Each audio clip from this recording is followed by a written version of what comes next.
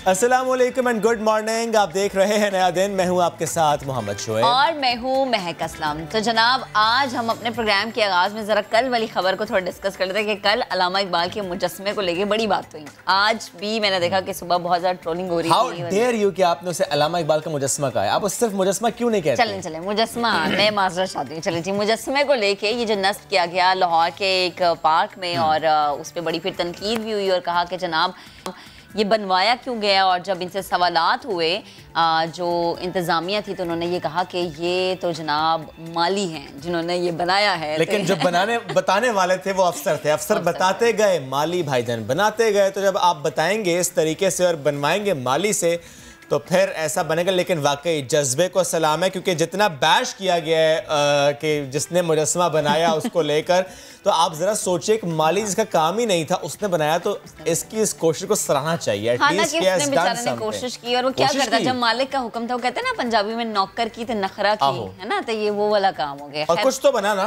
हाँ, कुछ तो बनाना। चले अल्लामा इकबाल ना बन सके, उनके नए नक्श बनाने की मुजस्समा बनाने का कहा था ना, वो तो ये समझे कि मुजस्समा बनाना है। महकमा parks and horticulture Gulshan Iqbal park और जोन 2 में तैनात डिप्टी डायरेक्टर और असिस्टेंट डायरेक्टर को मुअत्तल कर दिया गया है। मकाम से मुजस्समा हटाकर वहाँ पर घास लगा दी गई है। और सरदार उस्मान बुजदार जो हैं उन्होंने कमेटी भी बनाई और उस कमेटी ने ये कार्रवाई की कि उन्हें मुअत्तल किया गया। ये जो मासूमाना गलती हुई है इस पे दोनों को मुअत्तली का सामना करना। नहीं देखिए, अफसरान से तो कतन मासूमाना गलती नहीं हुई, क्योंकि उनको चाहिए नहीं था कि वो ऐसा काम करते कि माली से कहते कि भाईजान आप ये मुजस्समा बनाए। उनको चाहिए था कि बनवाना था किसी प्रॉपर आर्टिस्ट की खिदमत को लेते। आप कैसे, आप अच्छे ओहदे पे हैं तो आप कैसे रिलाई कर सकते हैं? माली का काम है पूरे बाग की देखभाल करना। अब माली से अगर उन्होंने पूछा तो माली ये कहेगा देखिए मैंने तो कोशिश की। अब अगर माली को सही तरह से गाइड ही नहीं किया, दो उसका काम नहीं था ये, बट जब गाइड ही नहीं किया आपने तो वो क्या करता है। बट एनीवेज जी, स्पेशली उस माली के लिए या मालियों के लिए जिसने अगर मिलके बनाया या किसी एक ने बनाया, उनके जज्बे को सलाम है कि एटलीस्ट उन्होंने कोशिश की। तो जी, जितनी सोशल मीडिया पर बैशिंग हुई है, तो मैं ज़रूर कहना चाहता हूँ कि सलाम है जी आपके जज्बे को कि आपने कोशिश करना चाहिए और जो कोशिश करता है उसको सराहना भी चाहिए, क्योंकि सीखता है इसी तरह से और सीखने का अमल सारी ज़िंदगी रहता है। गलतियां जब की जाती हैं ऐसी गलतियां होती हैं तो फिर इंसान 10-12 मुजस्समे आप उनसे बनवाए, आई एम श्योर वो अल्लामा इकबाल बना लेंगे। बस हमारे और आपके ना बनाए कुछ और ही बन जाएगा। अच्छा जी, चलिए बढ़ते हैं आगे। और एक खबर हमारे पास है जी कराची से, जहां पर रेडी गोट के जो माहीगीर हैं इनके हाथों बड़ी तादाद में मुश्का मछलियाँ। कौन सी मछलियाँ? मुश्का। मुझे याद है कि हम एक आउटडोर रिकॉर्डिंग पे गए थे और वहाँ पर हुआ ये कि उन्होंने मुझे बताया कि ये माहिरे मछलियाँ तो उन्होंने मुझे कहा कि अच्छा मैं कि ये मछली जब इन्होंने कहा मुश्का तो मैंने कहा अनुष्का। अच्छा, मुझे उस टाइम में भी नहीं पता चला कि इसका नाम मुश्का। मैंने कहा हो सकता है कि अनुष्का का नाम उनके माँ बाप ने मछली पे रख दिया ओके अनुष्का, लेकिन बाद में पता चला कि मुश्का मछली की एक जो है वो किस्म है। और ढेर सारी मुश्का जो है वो पकड़ी गई है जनाब। और माहीगीरों ने 10 कश्तियां भरकर ये मछली का शिकार किया है। अच्छा, ये मछली की कीमत से मुतालिक बताएं कि 200 से 250 रुपए किलो ये फरोख्त होती है। और एक्सपर्ट्स ये कहते हैं कि इस नस्ल की जो मछलियाँ ये है वो एक जगह जमा होकर अंडे देती है। और मुश्का मछलियाँ इतनी बड़ी तादाद में मुश्किल से मिलती हैं, लेकिन जाहिर है वो they were very lucky to have that कि वो जाल डालते गए और मुश्का नु फड़ दे गए। क्या ये महंगी होती है? आई थिंक 200 से 250 रुपए किलो मीन्स महंगी तो नहीं है। मतलब पॉम्फ्रेट ज्यादा महंगी होती है, लेकिन मैंने कहा था माहिर मछली आते हैं। अच्छा, तो इतनी महंगी तो नहीं है। आगे बढ़ते हैं जनाब, कोविड-19 की बात करते हैं। दूसरी लहर है, पूरी दुनिया इसकी लपेट में है। सऊदी अरब ने पाकिस्तान समेत 20 ममालिक के मुसाफिरों के दाखिले पर दोबारा से पाबंदी आयद कर दी है। आज रात 9 बजे जो है ये पाबंदी का नफाज हो जाएगा, लेकिन PIA के जो तैयारे हैं वो मुसाफिरों को वहाँ से ला सकेंगे। सफारतकारों और तिब्बी अमले समेत कोई पाकिस्तानी सऊदी अरब का सफ़र नहीं कर सकेगा। ये नोटिफिकेशन जारी हुआ है जिसका इत्तलाक आज रात 9 बजे से। और सिर्फ पाकिस्तान के लिए नहीं है जनाब, 20 ममालिक के लिए। ज़ाहिर है वो कोविड की सिचुएशन देखते हुए ये फैसले किए जाते हैं। अच्छा जी, बढ़ते हैं आगे। सियासी मंजरनामे से भी एक खबर है हमारे पास कि फिर से कोशिश कर रहे थे कि वो उड़ सकें, लेकिन अभी उड़ने की कोशिश ही थी कि फिर गिरफ्तार हो गए। हम बात करें MQM के दफ्तर खुलने के बाद की सिचुएशन की। इफ्तिताह हुआ था, चंद घंटों बाद सील हुआ। क्यों? अरे भाई, बानी मुत्तहदा का पार्टी तराना चला गए थे। अब ये तराना चला कैसे, इस पर सिक्योरिटी इदारों ने गुलिस्तान जौहर में MQM पाकिस्तान का इंतखाबी दफ्तर सील कर दिया है। तो जब ऐसी गलती करेंगे तो भैया ये तो फिर होगा। अच्छा, एक और मामला ये है कि जो दुश्मन है वो किस तरीके से हमारे जो अपने सफ़ों में मौजूद लोग हैं उनको इस्तेमाल करने की कोशिश करता है। दो कि वो नाकाम होता है। भारतीय मोहरों के चेहरों से नकाब किस तरीके से उतर रहा है, इसकी खबर आपको हम देते हैं कि बलूचिस्तान में जिस तरीके से वो एक्टिव हैं और हम उसके खिलाफ कार्रवाइयाँ करते चले आ रहे हैं, अब उनकी कोशिश ये है कि गिलगित बल्तिस्तान की जो स्टेबिलिटी है उसको वो हिट कर सके, बट कर नहीं पाएंगे। नहीं कर पाएंगे ना। और जब भी वो ऐसा कोई काम करते तो होता कि उनका चेहरा बेनकाब हो जाता है, चीजें खुल के सामने आ जाती है, लेकिन फिर इसका एतराफ नहीं करते। गिलगित बल्तिस्तान जीपी के नौजवान ने हिंदुस्तान की प्रॉक्सीज पाकिस्तान के खिलाफ इस्तेमाल करने का एतराफ किया, और ये कोई पहली दफा नहीं हुआ है कि जिन्होंने ये चीजें की उन्होंने खुद एतराफ जुर्म किया है। ये कई बार हो चुका है, लेकिन इसके बावजूद ना भारत को शर्म आती है ना वो अपनी ठिठाई से हटता है। मोदी है ना, शर्म कैसे आएगी उसको, उसकी हरकतें ही ऐसी हैं।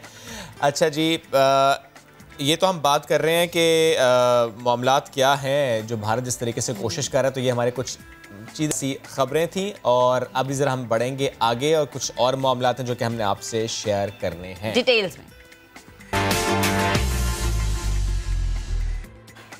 तो जनाब, कोविड-19 की रोज़ाना बात होती है, हम रोज़ाना अदाद-ओ-शुमार आपको बताते हैं। कोरोना से मज़ीद 56 अफराद इंतकाल कर गए हैं और मजमूई अमवात 11,802 हो गई हैं।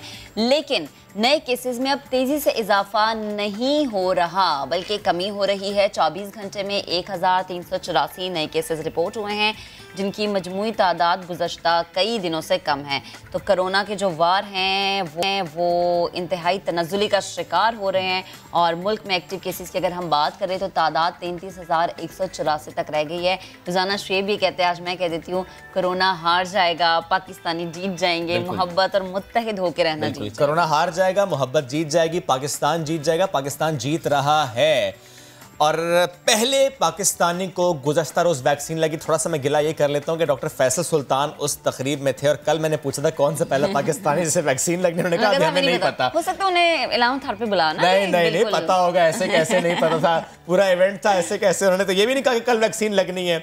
तो बहरहाल ये मनाजिर हैं कल के, नो डाउट जी बहुत तारीख़ी मनाजिर हैं ये, क्योंकि ज़ाहिर है हमने पिछला पूरा साल जिस तरीके से इंतज़ार किया कि कोरोना के वार ज़रा कम हो जाए, हमने इंतज़ार किया कि वैक्सीन जिस पर पूरी दुनिया के में काम हो रहा है और कुछ ममालिक उसमें कामयाब हुए, तो हमारी कोशिश थी कि जल्द से जल्द वो वैक्सीन पाकिस्तान पहुँचे। और सैनोफार्म कंपनी, स्टेट ओन्ड कंपनी है चाइना की, उसकी वैक्सीन की पहली खेप एज ए गिफ्ट पाकिस्तान पहुंची, और कल इमरान खान साहब इस तकरीब में थे, और ये पहली वैक्सीन की जो डोज़ है ये लगा दी गई है। 2 डोजेज़ इसकी लगनी है एक इंटरवल के बाद। तो अल्लाह करे जी जल्द से जल्द ये वैक्सीन लगना शुरू हो जाए, बाकियों को भी इसके अलावा और खेप आना शुरू हो जाए। दूसरा ये जो मनासिर अक्सपन किए गए, ये सारी जिंदगी जो है ना याद रहने हर पाकिस्तानी को। सबसे पहले डॉक्टर्स और नर्सिंग स्टाफ को वैक्सीन लगेगी। हमारे साथी एंकर फैसल करीम ने इस पर एक डिटेल में रिपोर्ट तैयार की है, वो आपको डिटेल्स बताते हैं। तो कोरोना को गुड बाय कहने का वक्त आ गया। वायरस से बचाव के लिए मुल्क भर में वैक्सीनेशन का आगाज कर दिया गया है। पहले मरहले में हेल्थ वर्कर्स को वैक्सीनेशन लगाई जाएगी। अब चीन से मिलने वाली वैक्सीन की 5 लाख डोजेस देने के लिए पूरे पाकिस्तान में 582 मराकज़ कायम किए गए। इस मैप के थ्रू हम आपको बताते हैं कि कौन से सूबे में कितने हैं मराकज़। बात करें सबसे पहले सूबा पंजाब की, तो यहाँ है 189, और सूबा सिंध की बात की जाए तो यहाँ 14 मराकज़ के जरिए वैक्सीनेशन लगाई जाएगी। खैबर पख्तूनख्वा में 280 मराकज़, जबकि बलूचिस्तान में 44 और वफाकी दारुल हुकूमत इस्लामाबाद में 14 मराकज़ कायम किए गए हैं। अब थोड़ा शिमाल की जानिब जाएं तो आज़ाद कश्मीर में 25 और गिलगित बल्तिस्तान में 16 मराकज़ के जरिए ये वैक्सीनेशन की जाएगी। कोरोना वैक्सीन की पहली खेप तमाम सूबों को फराहम भी कर दी गई है। तो अब कोरोना को बाय बाय कहने का वक्त आ गया। गुड बाय कोरोना, ये हम बार बार आपको कहेंगे, क्योंकि हमने ऐसे वाकई गुड बाय कहना है, हाथ से पकड़कर बाहर निकालना है। चीन की तैयार करदा वैक्सीन, इसको इस्तेमाल करने वाले ममालिक की तादाद में हम देख रहे हैं मुसलसल इजाफा हो रहा है, क्योंकि ज़ाहिर है इस वक्त बहुत सी वैक्सीन हैं जो कि अप्रूव्ड हैं। इसमें स्पुतनिक भी है जो रशिया की है, इसमें एस्ट्राजेनेका भी जो ऑक्सफोर्ड की है, इसमें फाइजर एंड मॉडर्ना की वैक्सीन, फाइजर एंड बायोटेक और फिर मॉडर्ना की वैक्सीन भी हैं। लेकिन हम जो वैक्सीन सबसे पहले पाकिस्तान में लगा रहे हैं वो है जी साइनोफार्म कंपनी की वैक्सीन, और ये बहुत से ममालिक में इस वक्त लग रही है। इससे ये जाहिर होता है कि महफूज है, इससे ये जाहिर होता है कि ये एफिशिएंट है, इसके मौसर होने का ये एतराफ़ है। पाकिस्तान में मुतारिफ कराई जाने वाली कोरोना की वैक्सीन ये है क्या? किस तरह जिस्म में क़ुव्वत मुदाफ़त पैदा करते हैं, क्योंकि हर वैक्सीन का तरीक़ाकार मुख्तलिफ है। इसका क्या तरीक़ाकार है ये आपको समझाते हैं इस रिपोर्ट में। ये तारीख़ी लम्हात हैं, ये तारीख़ी दिन हैं, क्योंकि पाकिस्तान में कोरोना की वैक्सीन ये शुरू हो चुकी है। लाहौर, कराची, इस्लामाबाद और पेशावर की सूरत हाल से मुताल्लिक आपको अपडेट करेंगे। हमारे मुख्तलिफ शहरों से नुमाइंदगान हमें ज्वाइन कर रहे हैं। अरहम खान ने हमें ज्वाइन किया इस्लामाबाद से, मुदस्सिर ने कराची से और दानियाल उमर ने लाहौर से, और चंद लम्हों में राहम यूसुफ से ज्वाइन करेंगे पेशावर से। अरहम, पहले मैं आपकी तरफ आना चाहूँगा, क्लैरिटी चाहिए मुझे आपसे एक मामले की। हमारे मुल्क में जो ट्रायल्स हुए, कैन साइनो बायो के ट्रायल्स हुए थे, क्या साइनोफार्म की वैक्सीन जो कि पाकिस्तान में पहुँची है एज अ गिफ्ट, इसके clinical trials, phase 3 trials Pakistan में हुए थे? अच्छा शुएब, हमारे कैंसिनो बायो के तो ट्रायल्स हुए थे, लेकिन साइनोफार्म के ट्रायल्स पाकिस्तान में नहीं हुए थे। और ये जो है ये NIH जो कौमी इदारा सेहत है उसके ज़रिए से, जो हमारी बीजिंग है, चाइना है, कंपनी है उनकी, गवर्नमेंट की, उन्होंने कौमी इदारा सेहत को रिक्वेस्ट की थी, अपनी जो नताइज थे वो पाकिस्तान भेजे थे। उसके बाद ये तमाम तर जो मामला है वो ड्रैप के रजिस्ट्रेशन बोर्ड में रखा गया था और फिर उसके बाद इसको मंजूरी दी गई थी। जिस तरह से मैं सुन रही थी, आप बता रहे थे कि बहुत सारे ममालिक हैं जिसमें बहरीन है, UAE है, UAE में तो सबसे पहले मंजूरी दी गई थी। तो वहाँ के जो नताइज थे, जिधर क्लिनिकल ट्रायल्स हुए थे, वो तमाम तर नताइज पाकिस्तान आए थे और उनके ऊपर तफसीली बात हुई थी। 4 रोज़ा रजिस्ट्रेशन बोर्ड का इजलास था ड्रैप का, जिसके अंदर तफसील से तमाम तर जो नताइज हैं उनके ऊपर गौर किया गया था और उसके बाद साइनोफार्म को इजाज़त मिली थी कि वो पाकिस्तान में इस्तेमाल हो सकती है। एक बात और हम अब बता दें, बल्कि चलिए 2 कर देते हैं। एक क्या ये इमरजेंसी यूज ऑफ वैक्सीनेशन हो रहा है, और दूसरी बात ये कि क्या जिसको वैक्सीन लगेगी उससे कोई परफॉर्मेंस साइन करवाया जाएगा कि अपनी सवाबदीद पर वो वैक्सीन लगा रहा है? अच्छा, पहली बात यह है कि चूंकि ये पेंडेमिक था और होता इस तरह से है कि जिस तरह से पहले पोलियो था या इबोला था और बहुत सारे जो हमारे वायरस आए थे, उनमें ये था कि वैक्सीन आने में बहुत देर लगी थी। 5 साल में भी कई वैक्सीन आई, कहीं 10 साल में भी वैक्सीन आई। लेकिन ये चूंकि पेंडेमिक था और इससे पूरी दुनिया की मईशत बुरी तरह से मुतासिर हुई थी, मैं, आप, हम सब लोग बुरी तरीके से मुतासिर हो गए थे। तो इसमें WHO ने भी ये कहा था कि वो तमाम वैक्सीन जिनकी एफिकेसी 50% से ज़्यादा होगी उन्हें इमरजेंसी इस्तेमाल किया जा सकता है। अच्छा। तो हमारे सामने बहुत अच्छे नताइज आए, जिस तरह से ये हमारी साइनोफार्म है, इसकी 80 से 90% है। बहुत सारी ऐसी वैक्सीन हैं जिनका तकरीबन जो इस्तेमाल हो रही हैं तब ही तकरीबन 70 से ज़्यादा उनके जो नताइज हैं वो आए हैं। तो अब आपका जो दूसरा सवाल है कि क्या कोई परफॉर्मा फिल करवाया जाएगा, तो वो होता ही है कि जब क्लिनिकल ट्रायल्स होते हैं तब आप रज़ाकाराना तौर पर जाते हैं, तो तब आपसे एक परफॉर्मा फिल जरूर करवाया जाता है। हमने देखा भी था पाकिस्तान में और हमारे साथी एंकर श्रेब भी गए थे। अच्छा, और हम साथ रहिएगा, कराची का जरा रुक कर लेते हैं। मुदस्सिर भी हमारे साथ मौजूद है। मुदस्सिर, आप बताइएगा, कराची में भी डोजेज पहुंच गई हैं, कितनी तादाद में हैं और कितने वैक्सीनेशन सेंटर कायम किए गए हैं, किस तरह से अमल शुरू किया जाएगा? क्योंकि इस्लामाबाद से कल तो आगाज हो गया, कराची भी एक बड़ा शहर है और यहाँ पर हमने देखा था कि केसेस भी ज्यादा आ रहे थे। जी बिल्कुल, कराची में सबसे ज़्यादा केसेस रिपोर्ट हुए और सिंध हुकूमत को भी बहुत ज़्यादा जल्दी थी कि ये वैक्सीन लगाई जाए, क्योंकि जो मूड है वो अपना चेंज करता है ये वायरस।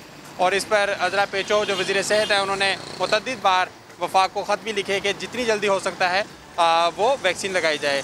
अब चाइना की वैक्सीन जो है वो कल कराची पहुँच गई है और तकरीबन जो रजिस्टर्ड प्राइवेट और सरकारी अस्पतालों के जो रजिस्टर्ड हेल्थ वर्कर्स हैं उनकी तादाद 1,73,000 के करीब है और जो डोज हमें मिली है वो तकरीबन 84,000 डोज है।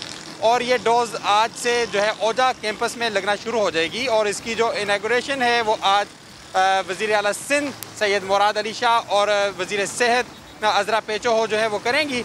और तकरीबन सिंध भर में 14 सेंटर्स बनाए गए हैं और इनमें 9 सेंटर्स कराची के 6 अजला में बनाए गए हैं और इन अजला में आज वैक्सीनेशन का अमल शुरू हो जाएगा।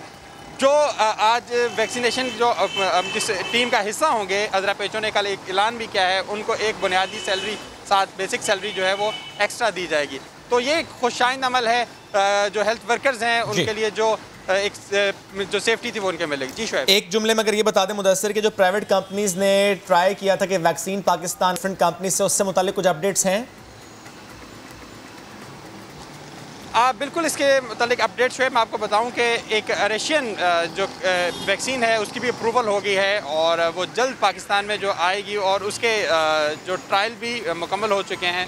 और उसे भी बताया जा रहा है कि उसे कम रेट्स में कम रकम में लाया जाएगा और पाकिस्तान में वैक्सीन का जो अमल है उसको जल्दी बिल्कुल ठीक है। दानियाल आपकी तरफ आते हैं। एक मामला ऐसा हुआ जिस पर काफ़ी ज़्यादा लोगों ने तशहार किया, वो था वज़ीर सेहत पंजाब डॉक्टर यास्मीन राशिद साहिबा का बयान के कॉम्प्लिकेशंस हो सकती हैं। उसके बाद हमने डॉक्टर फैसल सुल्तान से गुफ्तगू की तो उन्होंने कहा कि नहीं, कॉम्प्लिकेशंस वही होते हैं, हल्का सा बुखार हो जाना, रेडनेस हो जाना या थोड़ा सा दर्द होना उस जगह पर जहाँ पर वैक्सीन लगती है। तो डॉक्टर यास्मीन राशिद साहिबा ने क्लैरिटी दी है अपने उस बयान पर।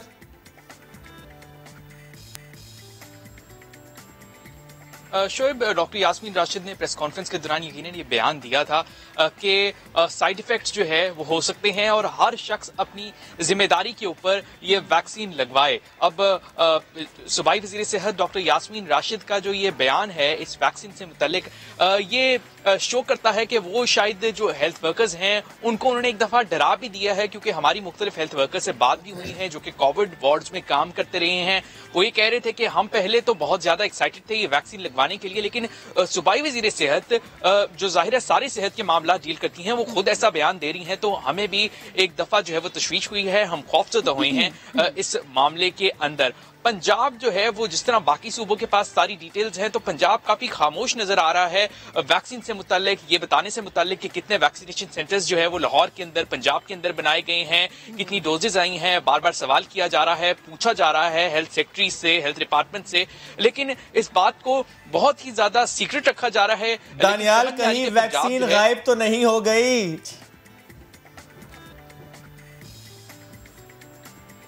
शोएब, वैक्सीन तो जब आई थी तो मांगा मंडी में जो कोल्ड स्टोरेज है वहां पर रखी गई थी, और वैक्सीन गायब हो गई है या नहीं हो गई है, पंजाब की जो पूरी ब्यूरोक्रेसी है, साथ ही साथ जो हेल्थ मिनिस्टर हैं वो इस बारे में इतनी खामोश क्यों है, ये समझ से बाहर है। वैक्सीनेशन सेंटर तो अस्पतालों के अंदर कायम कर दिए गए हैं, जहां पर पूरी तैयारी भी मुकम्मल कर ली गई है, जो ट्रेन स्टाफ है उसको भी बताया गया है कि किस तरह से वैक्सीन लगानी है, लेकिन पंजाब इतना बढ़ चढ़कर इस बारे में बात कर नहीं रहा।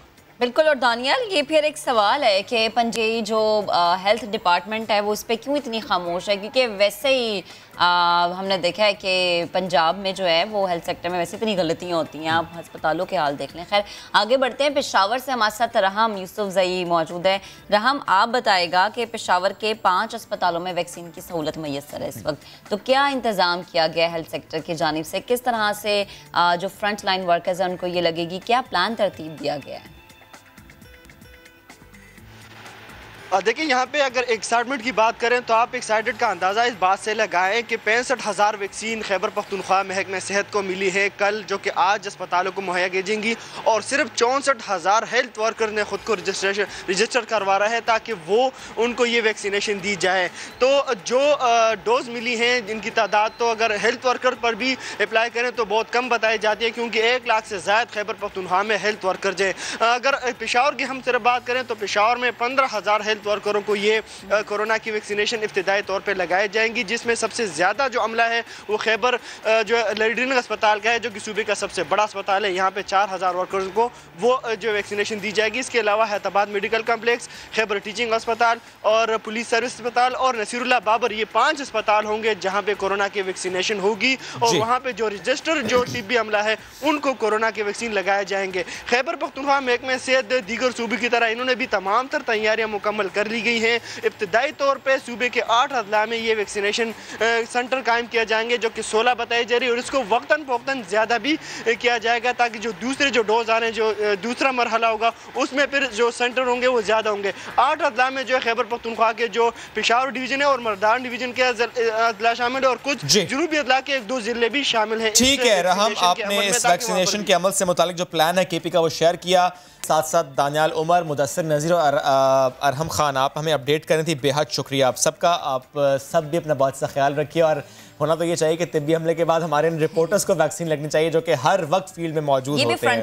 फ्रंट लाइन है जी, बिल्कुल बहुत ज़बरदस्त काम कर रहे हैं। चलिए जी बढ़ते हैं आगे, चक्कर लगाते हैं दुनिया का। और अमरीकी रियासत वर्जीनिया से हमारे पास खबर है कि एक बच्चे ने घर से बाहर खेलते हुए एक छोटे से हिरन के बच्चे को बनाया अपना दोस्त। 4 साल डोमिनिक हिरन और 7 वो जो हिरन को वो साथ घर ले गया। वालिदा ने अपने 4 साल बेटे और हिरन के बच्चे की घर के दरवाजे पर बनाई गई खूबसूरत सी तस्वीर सोशल मीडिया पर शेयर की है, और बल्कि मैं कहता हूँ वो बेसिकली ये तस्वीर शेयर करने का मकसद है कि वेलकम होम।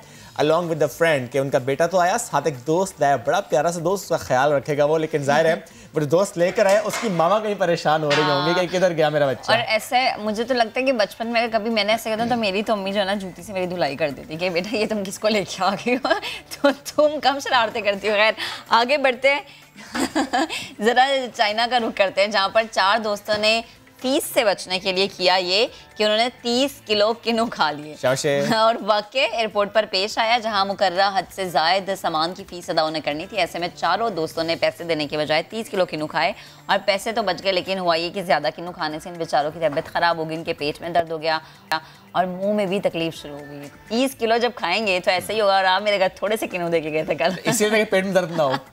तो दूसरी बात है कि देखिए जिस तरह मैंने महक को दी, आप भी दोस्तों को दे देते तो अच्छी बात थी, बजाय इसके सारे खुद खाते पेट में दर्द होता है। एयरपोर्ट के बाकी लोग दोस्त बनाते हाँ, वहां पर उन्हें देखिए इसी तरह गिफ्ट देने से दोस्ती बढ़ती है। अच्छा जी, बढ़ते हैं आगे। मेडागास्कर के शिमाली हिस्से में जो जंगलात हैं वहां एक ऐसा गिरगिट दरियाफ्त किया गया है जो सिर्फ 0.7 इंच लंबा, यानी वो आपके नेल पर भी आ सकता है।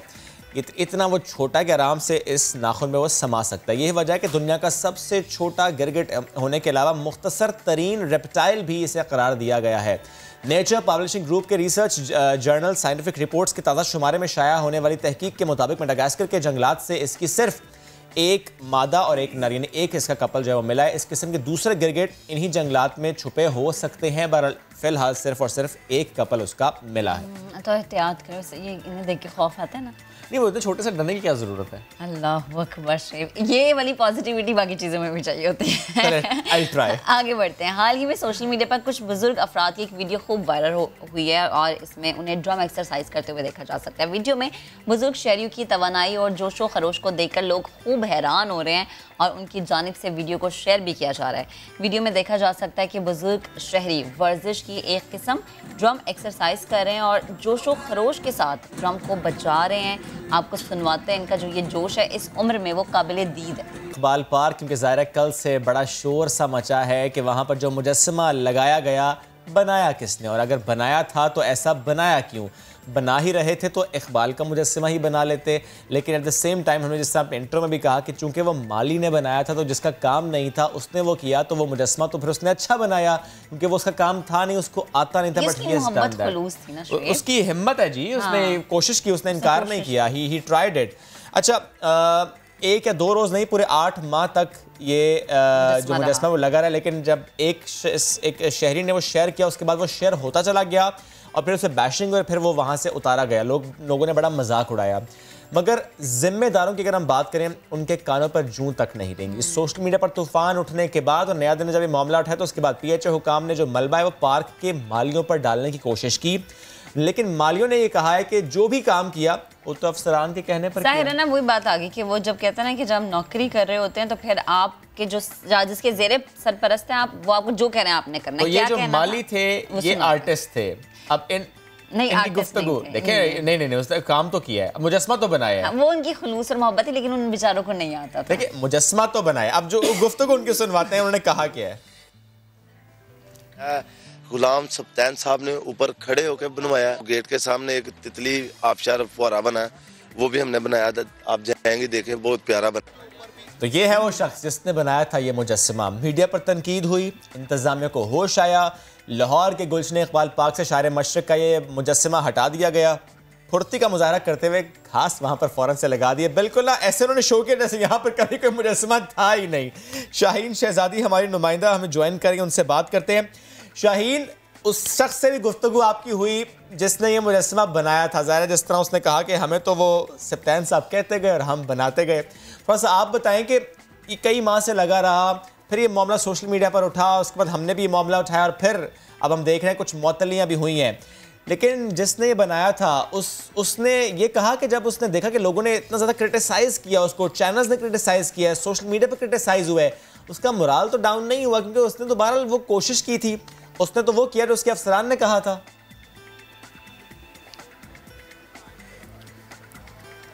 उनका ये कहना था कि अफसरान के कहने पे ही हमने ये बनाया, ये जो मुजस्मा बनाया ये मोहब्बत में नहीं, अफसरान के ऑर्डर्स पे बनाया, और अफसरान अब दोबारा उन्हें ऑर्डर्स दे रहे हैं इसको हटाने का, तो वो कह रहे थे हम हटा देंगे, जो हमें ऑर्डर मिलेगा, मतलब बात वही नौकर की थे नखरा की, जो उनको कहा जाएगा वो वही करेंगे।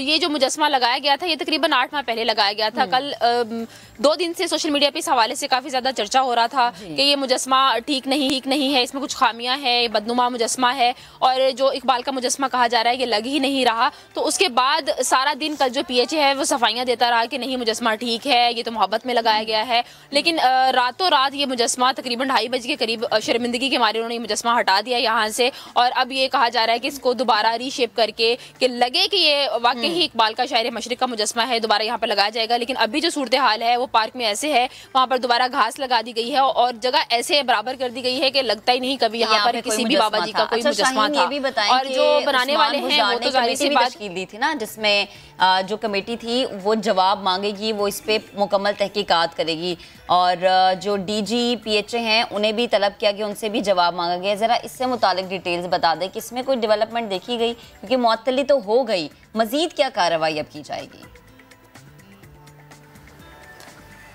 अभी इब्तदाई तौर पर तो कल शाम टाइम जो है वो नोटिफिकेशन जारी किया गया था कि डायरेक्टर और असिस्टेंट डायरेक्टर जो हॉर्टिकल्चर हैं उनको दोनों को मुअत्तल कर दिया गया है। अभी इससे आगे मजीद कोई पेशरफ्त नहीं हुई है इस हवाले से कि कौन मजीद जिम्मेदार हैं, क्योंकि 8 माह पहले जब ये लगाया गया था तब तक इसको किसी ने देखा नहीं था, तब यहाँ पर आके सबने वाह की थी, तारीफ की थी, किसी को कोई खामी नजर नहीं आई थी। सोशल मीडिया पर बवाल उठाया, उसके बाद मीडिया ने इसको हाईलाइट किया है, लोगों ने तनकीद का निशाना बनाया, तो उसके बाद यहाँ से इसको हटाया गया। और उसके बाद कल जब 4 बजे के करीब वज़ीर आला पंजाब ने इस हवाले से नोटिस लिया था और इसको फौरी हटाने का कहा था, तो तब भी रात तकरीबन 10-11 बजे तक ये मुजस्मा यहीं पर मौजूद था, तब तक इसको हटाया भी नहीं गया था, तब तक इसी डटाई पर कायम थी कि इसको रीशेप किया जाएगा। लेकिन उसके बाद जब मजीद सख्ती से ऑर्डर्स हुए हैं, यहाँ पर ऑर्डर्स हुए हैं, उसके बाद यहाँ पर अब इस मुजस्मे को यहाँ से हटा दिया गया है, और ये कहा जा रहा है कि कोई जो माहिर मुजस्मा साज होगा उसे इसको बेहतर करवा के दोबारा यहाँ से नस्ब किया जाएगा। शुक्रिया शाहीन शहजादी, आपने अपडेट किया।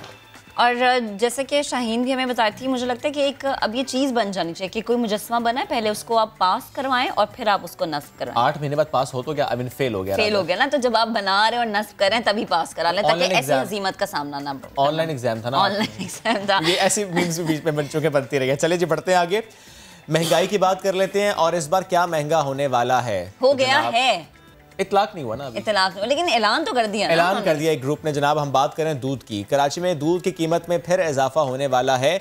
इस वक्त दूध मिल रहा है 120 रुपए लीटर, और अब कहा यह जा रहा है कि वो मिलेगा 140 रुपए लीटर, आई गेस 11 फरवरी से। फार्मर्स के एक ग्रुप ने कीमतों में इजाफा मुस्तरद कर दिया है। दूध बेचने वाले परेशान हैं कि रेट बढ़ने पर इंतजामिया डेयरी फार्मर्स के बजाय उनको पकड़ने आ जाती है, और अभी तो एक ग्रुप कीमतें बढ़ाने का मुखालिफ है। फार्मर्स एसोसिएशन का कहना है कि पेट्रोल, चीनी और आटा सब महंगा हो रहा है, चारा भी महंगा हो गया है। दूसरी जानिब डेयरी फार्मर्स एसोसिएशन कराची के सदर अख्तर गुजर कहते हैं, और शाकिर गुजर साहब को जानते नहीं हैं, हुकूमत को चाहिए कि दूध की कीमतों पर रेट कायम करे। अब सवाल यह है कि दूध का सरकारी रेट 94 रुपये है, लेकिन पूरे शहर में 120 रुपये लीटर ऑलरेडी मिल रहा है, यानी उस पर इम्प्लीमेंटेशन है नहीं। इस वक्त हमें ज्वाइन करें खुर्शीद आलम साहब, उनसे हम बात करते हैं। खुर्शीद भाई, एक तो ये बताइएगा, ये क्लियर हुआ कि 2 ग्रुप्स हैं, तो बात किसकी मानी जाती रही है माजी में, कौन सा ग्रुप लीड करता है, कौन सा ग्रुप ड्राइव करता है इस प्राइस मैकेनिज्म को?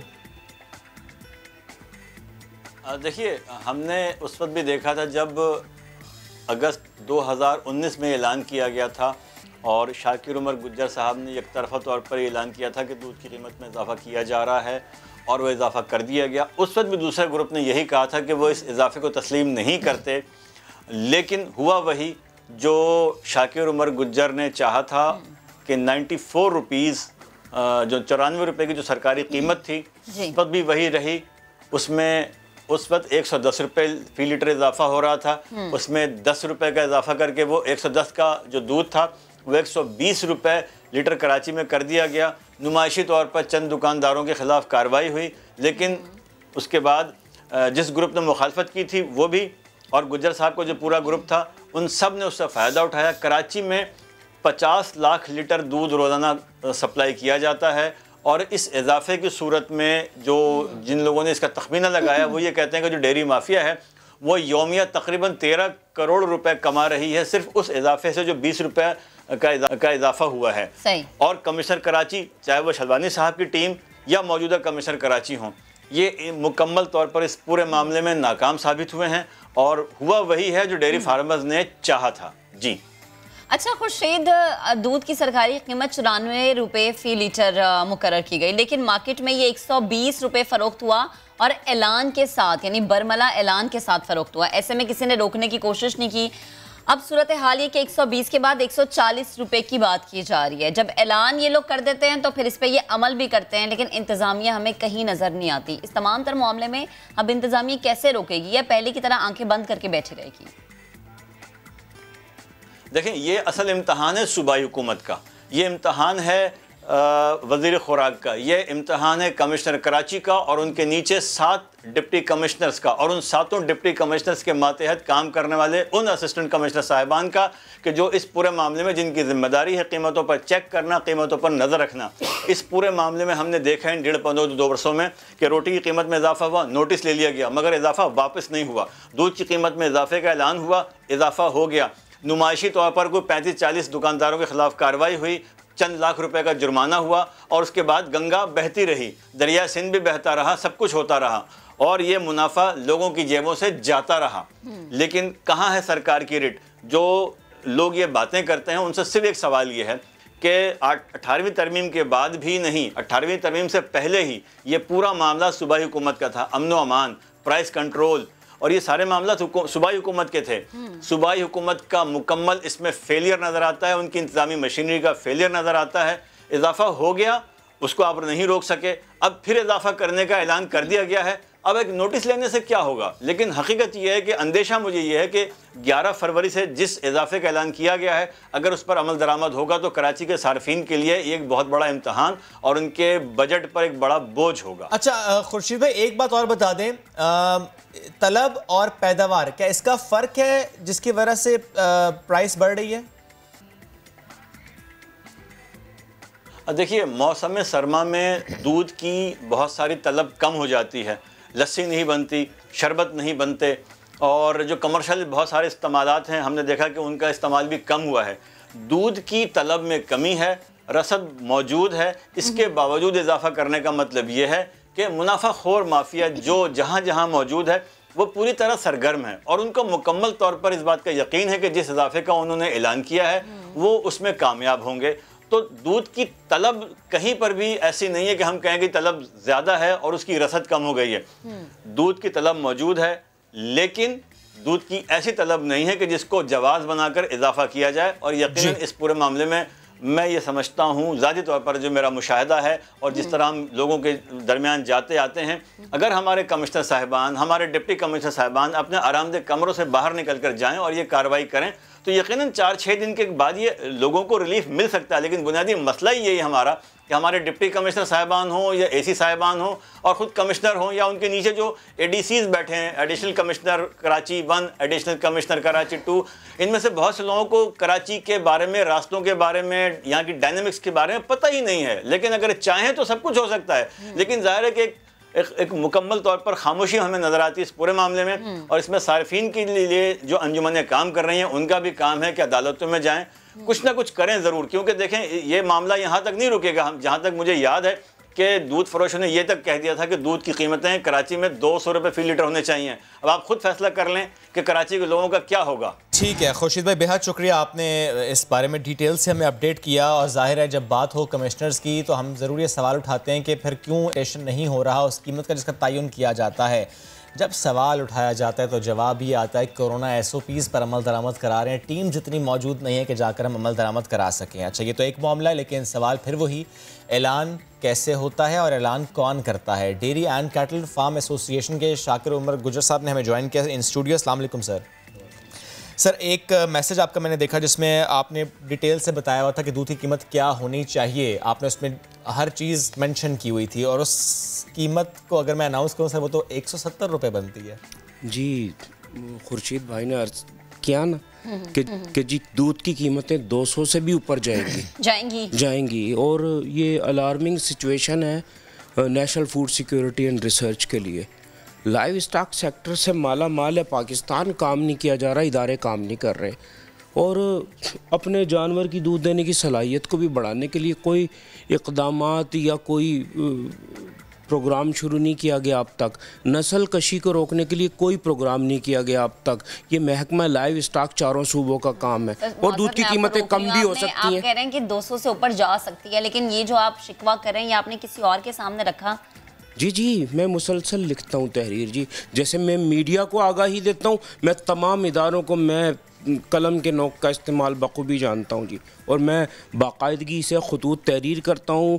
मैंने बारहा इमरान खान साहब को, नवाज़ शरीफ साहब को, तमाम वज़राए आज़म को, सदर पाकिस्तान को और बशमूल इदारों को, नेशनल फूड सिक्योरिटी को भी हमने और तमाम सियासी जमात को भी खतूत लिखे हैं कि जी हम खुराक की शदीद कमी का शिकार हो सकते हैं जो सूरत हाल है। तो मैं आपसे दरख्वास्त करूँगा कि जी देखें, मैं कौन होता हूँ दूध की कीमतें बढ़ाने वाला? दूध की कीमतें बढ़ती हैं अजनास की कीमतों से या दीगर इनपुट्स की कीमतों के बढ़ने से। उसमें एक चीज़, आपने एक चीज़ सर उसमें मेंशन की कि जब पेट्रोल प्राइस बढ़ती है तो आपने उसको मेंशन किया कि 22 रुपये उससे कीमत बढ़ जाएगी दूध की फी लीटर। नहीं, ऐसा नहीं है, वो शायद आप समझ नहीं पाए होंगे। उसमें मैं आपको बताऊं कि दूध की कीमतों में जो शहरों में सबसे ज़्यादा असरअंदाज होती है चीज़, वो होती है उसकी डेप्रिसिएशन कॉस्ट। ठीक है। जो एक ताज़ी भैंस आती है वो तकरीबन 2 से 2.5 लाख रुपए की आती है। वो 270 डेज़ उसका लैक्टेशन पीरियड है। वो जब स्लॉटर होने जाती है तो वो आधी कीमत की स्लॉटर होती है। तो 270 डेज़ पर जब हम उसे डिवाइड करते हैं तो वो 400 कुछ रुपए बनते हैं। तो ज़रूरी है कि तमाम मुल्क भर के तमाम शहरों के मज़ाफ़ात में कमर्शियल डेयरी फार्मर्स को उन जानवरों को रिसाइकिल करने के लिए जगह फराम कर दी जाए ताकि ये कॉस्ट कम हो। 30 रुपये लीटर इससे कॉस्ट रेट कम होगा। सर बड़ा लंबा आपने तो ये प्रोसेस बता देना। नहीं, लंबा नहीं है जी, छोटा है ये गवर्नमेंट के लिए क्या मसला है। सबसे लंबा प्रोसेस है जेनेटिकली इम्प्रूवमेंट जानवर की, वो 10 साल का प्रोसेस है। ये तो है 2 महीने में हो जाएगा, इसका क्या है? अच्छा, कीमतें कम हो जाएंगी। कोई जवाब आता है? नहीं, कोई जवाब नहीं आता सिवाय वज़ीर आज़म साहब के। कोई इदारा जवाब देने को तैयार सर, क्योंकि वज़ीर आज़म साहब ने तो एक तकरीर की जिस पर बहुत ज़्यादा उनको मजाक भी उड़ाया गया जब उन्होंने कहा था कि अंडे और मुर्गियाँ और कट्टे उससे मुतालिक ज़ाहिर है, इसका मतलब वो ठीक बात कर रहे थे, वो ठीक सोच रहे थे। बहुत अच्छी सोच थी जी, आप यकीन जाने हम तो खुशी से हमारे दिल भर गए थे। हमारी बात की गई हमारे जानवरों की, हम इश्क करते हैं अपने जानवरों से। और ज़ाहिरी सी बात है जब कट्टों की जानें बचाने की बात की गई, हम मुख्तलिफ मीडिया और लोगों के साथ हम कार्रवाई कर चुके हैं, कट्टों की स्लॉटरिंग रोक चुके हैं। सबसे अहम चीज़ है आपको नस्ल कशी रोकनी होगी। सर कट्टों की स्लॉटरिंग की जब आप बात करें, क्योंकि रिपोर्ट में एक पढ़ भी रहा था कि जो कराची की डिफरेंट जो जगह हैं जहाँ पर ये होते हैं, और वहाँ पर कहा जाता है कि सबसे ज़्यादा वहाँ पर यह है कि न्यूबॉर्न बफेलोज जो वो इलीगली यहाँ पर मारे जाते हैं। थाउजेंड्स ऑफ बफेलोज जी। 2300 मादा जानवरों की स्लॉटरिंग रोज हो रही है जो नहीं होनी चाहिए। कौन रोक सकता है सर? आपकी एसोसिएशन क्यों नहीं रोक सकती? देखें जी, हम अथॉरिटी नहीं है ना। अथॉरिटी कौन? अथॉरिटी गवर्नमेंट है। गवर्नमेंट रोके, उसने पाबंदी, महकमा लाइव स्टॉक डिसीजन ले। मेरी सेक्रेटरी साहब से बात हुई थी, एजाज मयसर साहब से, तो उन्होंने भी वादा किया था मैं करूंगा। देखते हैं। असल में देखें, जो डेयरी डेवलपमेंट बोर्ड्स बनाए गए पर फाल नहीं है, उनमें भी ज़ाती पसंद और नापसंद की बुनियाद पर लोगों को रखा जाता है, जिसकी कीमत में दूध, अभी तो दूध महंगा हुआ, गोश्त भी मजीद महंगा। ये मामला है, लेकिन मुझे बताएं सर कि अगर ये मामला इस तरह से टेकअप होता है कि जो कट्टे जो हैं उनको स्लॉटर ना किया जाए, अगर रोक लिया जाता है तो मसला किस हद तक हल हो जाएगा? बड़ी देखें जी, 3 साल का साइकिल है। 15 लाख जानवरों की जब आप जानें बचाएंगे तो 45 लाख जानवर अवेलेबल होंगे दूध और गोश्त देने के लिए आप। ठीक है। तो एक गोश्त के लिए गोश्त की भी कीमतें नहीं, देखिए कीमतें कम कैसे होंगी जब पैदावार बढ़ेगी। बिल्कुल सही। पैदावार नहीं बढ़ेगी तो कीमत जी, जिसको देखा जा सकता है, इतना मुश्किल नहीं है कि कहीं पर भी स्लॉटर ना हो, जो कि कट्टे हैं वो स्लॉटर ना हो। सर आप मुझे ये बता दें कि 94 रुपए कीमत मुकर्रर कब से मुकर्रर की हुई है? जाहिर है ये कीमत 2018 में हुई थी। बिल्कुल 3 साल 4 साल हो गए। और उसके बाद मैं मुसलसल मुख्तलिफ चैनल्स पे बैठ रहा हूँ, आ रहा हूँ, इजाफा कर रहा हूँ। ठीक है। पर गवर्नमेंट ना तो पूछने को तैयार है, ना बात करने को तैयार है। तो नहीं सुनते कि 94 रुपए उन्होंने मुकर्रर नहीं जी, वो हमें वायलेशन ना करने दें। देखिए हम बात करने को तैयार है। आपने बात की, सबसे पहले मैं थोड़ी सी बात करना चाहूँगा कि हाजी अख्तर साहब मेरे बुजुर्ग हैं, मेरे बड़े भाई हैं। मैं चाहूँगा देखें, अगर वो डिसीजन लेना चाहते हैं वो आगे चले, मैं पीछे चलूँगा। वो रेट नहीं बढ़ाना चाहते वो नहीं बढ़ाएं, वो कोई ऐलान तो करें। देखें ना, जो एक फार्मर होगा, ऐलान करें, वो कह रहे नहीं बढ़ाना, नहीं वो आप करें, आए मीडिया पे आए ऐलान करें, वो आके मैं उन्हें फॉलो करूंगा जी। मैं बैठा हूं ना, मैं यानी अगर सर वो ये आगे कह देते हैं कि दूध की कीमत यूं तो 94 रुपए है सरकारी, लेकिन 120 पे चूंकि आजकल मिल रहा है, वो कहते हैं कि 120 से नहीं बढ़ेगी। देखें मैं बताऊं आपको, कास्ट ऑफ प्रोडक्शन के मुताबिक दूध की कीमतों में इजाफा जरूर होगा। अच्छा। और नहीं अगर वो मुस्तरद कर देते हैं, आपने कहा आप उन्हें फॉलो देखें जी, वो हकायक शवाहिद और मेरिट को तो जरूर देखेंगे ना। हाँ। और जो फार्मर होगा वो देखे बगैर ये कह रहे हैं। देखें, मेरी एक चीज की कॉस्ट आ रही है 140 रुपए लीटर, 170, मैं कैसे आपको 120 रुपए में दूंगा? एक जुमले में सर बता दें, क्या 11 फरवरी से हमें दूध 120 रुपए में नहीं मिलेगा मार्केट में? नहीं मिलेगा जी। देखें, हम दूध बंद कर देंगे जो हमारे रेट पे दूध मतलब आपका ऐलान है ये चीज नहीं होगी। और फिर भी हम इंतजामिया के साथ बैठने को तैयार हैं। इंतजामिया हमारे साथ बैठे, टेबल टॉक करे, हम कहीं ना कहीं कर लेंगे। सारी एसोसिएशन इस पे मुत्तफिक है। देखें जी, तो देखें मैं आपको बताऊं, मिल्क रिटेलर्स एसोसिएशन की मजबूरियां होती हैं, उन्हें अवामुन नास को और गवर्नमेंट को बर्दाश्त करना पड़ता है, छापे, गिरफ्तारियां। मैं इंतजामिया से दरख्वास्त करूंगा अपनी तोपों के रुख मेरी तरफ करें जी, वो रिटेलर्स को तंग ना करें। वो गिरफ्तार करना, और इन्हें गिरफ्तार करना है, इन्हें हमें गिरफ्तार करने के लिए आने की जरूरत नहीं है। ये हमें कहेंगे 100 आदमी, 600 डेयरी फार्मर्स, 500 डेयरी फार्मर्स अपनी अपनी भैंसों के साथ गिरफ्तारियां देंगे हर इलाके के। देखिए मैं बताऊं, 3 साल पहले इन्होंने मुझे अरेस्ट किया था ना, पूरी भैंस कॉलोनी के 2000 डेयरी फार्मर्स ने मुझे पुलिस के चुंगल से छुड़ा लिया था ना। तो देखें, ये FIR करते, क्या करेंगे? ज्यादा से ज्यादा हमारा क्या करेंगे? ये FIR करेंगे ना, हम 14 दिन में उड़ा देंगे FIR को जी। अक्सर मुझे ये बता दें, एक बात और बता दें, फॉर एग्जांपल फार्मर के हुकूक की जंग पूरी ताकत के साथ लड़ेंगे। ये गलत बात है सर, इस तरह नहीं हो सकता कि आप कहें कि FIR हो गया हम उड़ा कर रखते हैं सर, दैट्स बैड सर। ये आप नहीं जी, देखिए मैं इस मुल्क का सबसे, मैं किसान हूं, रिस्पेक्ट दैट। देखें जी, मैं बहुत एहतराम करता हूँ कानून का। अगर फार्मर का ये इस्तेहसाल करेंगे तो बर्दाश्त नहीं करेंगे जी, हम रोडों पे आएंगे। तो होना ये चाहिए कि टेबल पर बैठ कर मामला हल होने, हम रोडों पे आएंगे जी, हम वैसे अपनी लेके रोडों पे आ जाएंगे अगर हमारा इस्तेहसाल करेंगे। हल हो जाते तो फिर हमें रोड पे आने की जरूरत नहीं। कराची की सड़कों पर भैंसें नजर आएंगी, ना मानी गई तो टेबल पर बैठेंगे, ठीक है। इंशाल्लाह सर ये मामला हल होंगे, क्योंकि हम सब भी ये चाहते हैं कि दूध की कीमतें ना बढ़े, लेकिन अगर आप लोगों के जायज मुतालबात है वो सुनने चाहिए। चलिए जी, ये तो हम बात कर रहे थे कि दूध की कीमत बढ़ने वाली है, क्योंकि कहा जा रहा है कि 120 से अब वो हो जाएगा 140 रुपए। आगे बढ़ते हैं, और आगे बढ़ते हुए हम बताएंगे कि मुल्तान में 1929 में बनने वाले एग्रीकल्चर सरकारी क्वार्टर्स की सूरत हाल, लेकिन अनदेखे पाकिस्तान में हम इसकी बात करेंगे।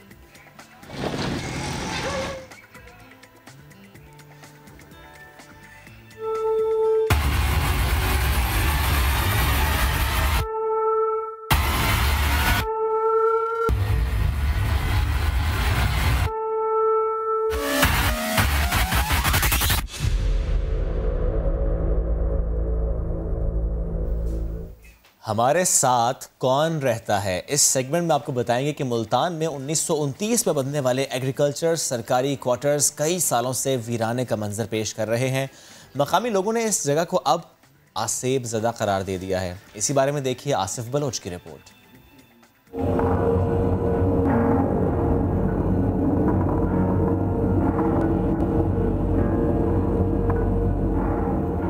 हम इस वक्त मुल्तान के इलाके बिलाल चौक पर मौजूद हैं, जहां बरतानवी दौरे हुकूमत में सरकारी क्वार्टर्स बनाए गए थे जो यहां के सरकारी मुलाजमीन को अलाट किए जाते थे, जो अब खंडरात में तब्दील हो चुके हैं। और लोगों के मुताबिक यहां से अब आसेब ज़दा आवाज़ें सुनाई देती हैं और 8 बजे के बाद लोग यहां से गुजरते हुए भी डरते हैं। लोगों में आखिर इस जगह का इतना ज़्यादा खौफ क्यों है? आइए यहाँ के मकामी लोगों से उन्हीं की ज़ुबानी जानते हैं।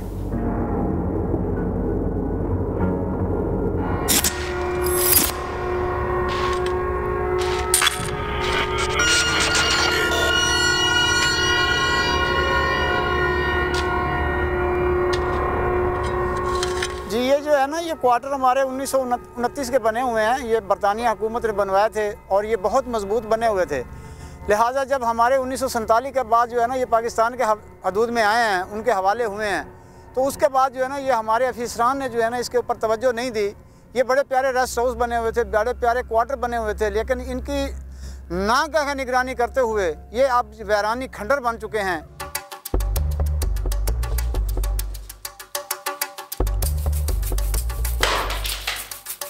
आपको आवाज आई? 1 मिनट इधर है, पैरों की आवाज है।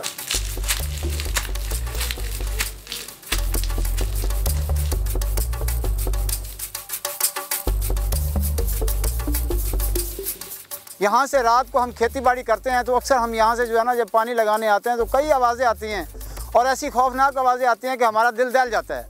तो फिर इसके लिए जो है ना हम जो है ना डर जाते हैं।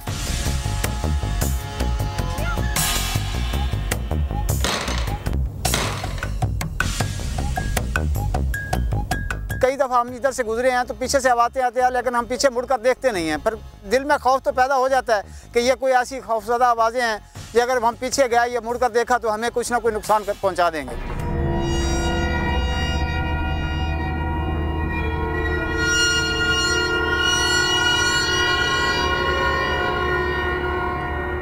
एक दफ़ा का तो वाक़या ऐसे हुआ है मेरे साथ कि अचानक से ना कोई वाइट कलर की कोई चीज़ सामने मेरे आई है, तो उसने मुझे जिस तरह कोई रोकने की कोशिश की है, मुझे ऐसे लगा है, तो मैंने उसको आवाज़ दी है। मैंने कहा भी कौन हो, क्या चाहते हो? तो उसने कोई रिस्पांस नहीं दिया मुझे। फिर मैं उतर के मैंने कहा शायद कोई इंसान है या कोई इस तरह की कोई चीज़ है, लेकिन मैंने जब उसके पास गया हूँ तो वो मुझे तो कोई चीज़ ही नहीं नज़र आई। मैं उसके बाद जो है ना वो वापस अपनी बाइक पे आया हूँ, जब जाने लगा हूँ तो वो चीज़ जो वो इस तरह की थी कि जैसे उसने मेरे पर झपटने की कोशिश की है, मुझे पकड़ने की कोशिश की है। मैं तो ऐसे चीखे मारता भाग मोटरसाइकिल लेके अपनी चला गया।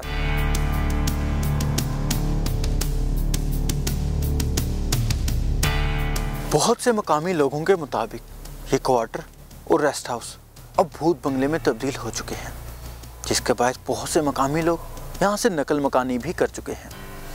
कैमरामैन चौधरी महबूब के साथ आसिफ बलोच, समा, Multan.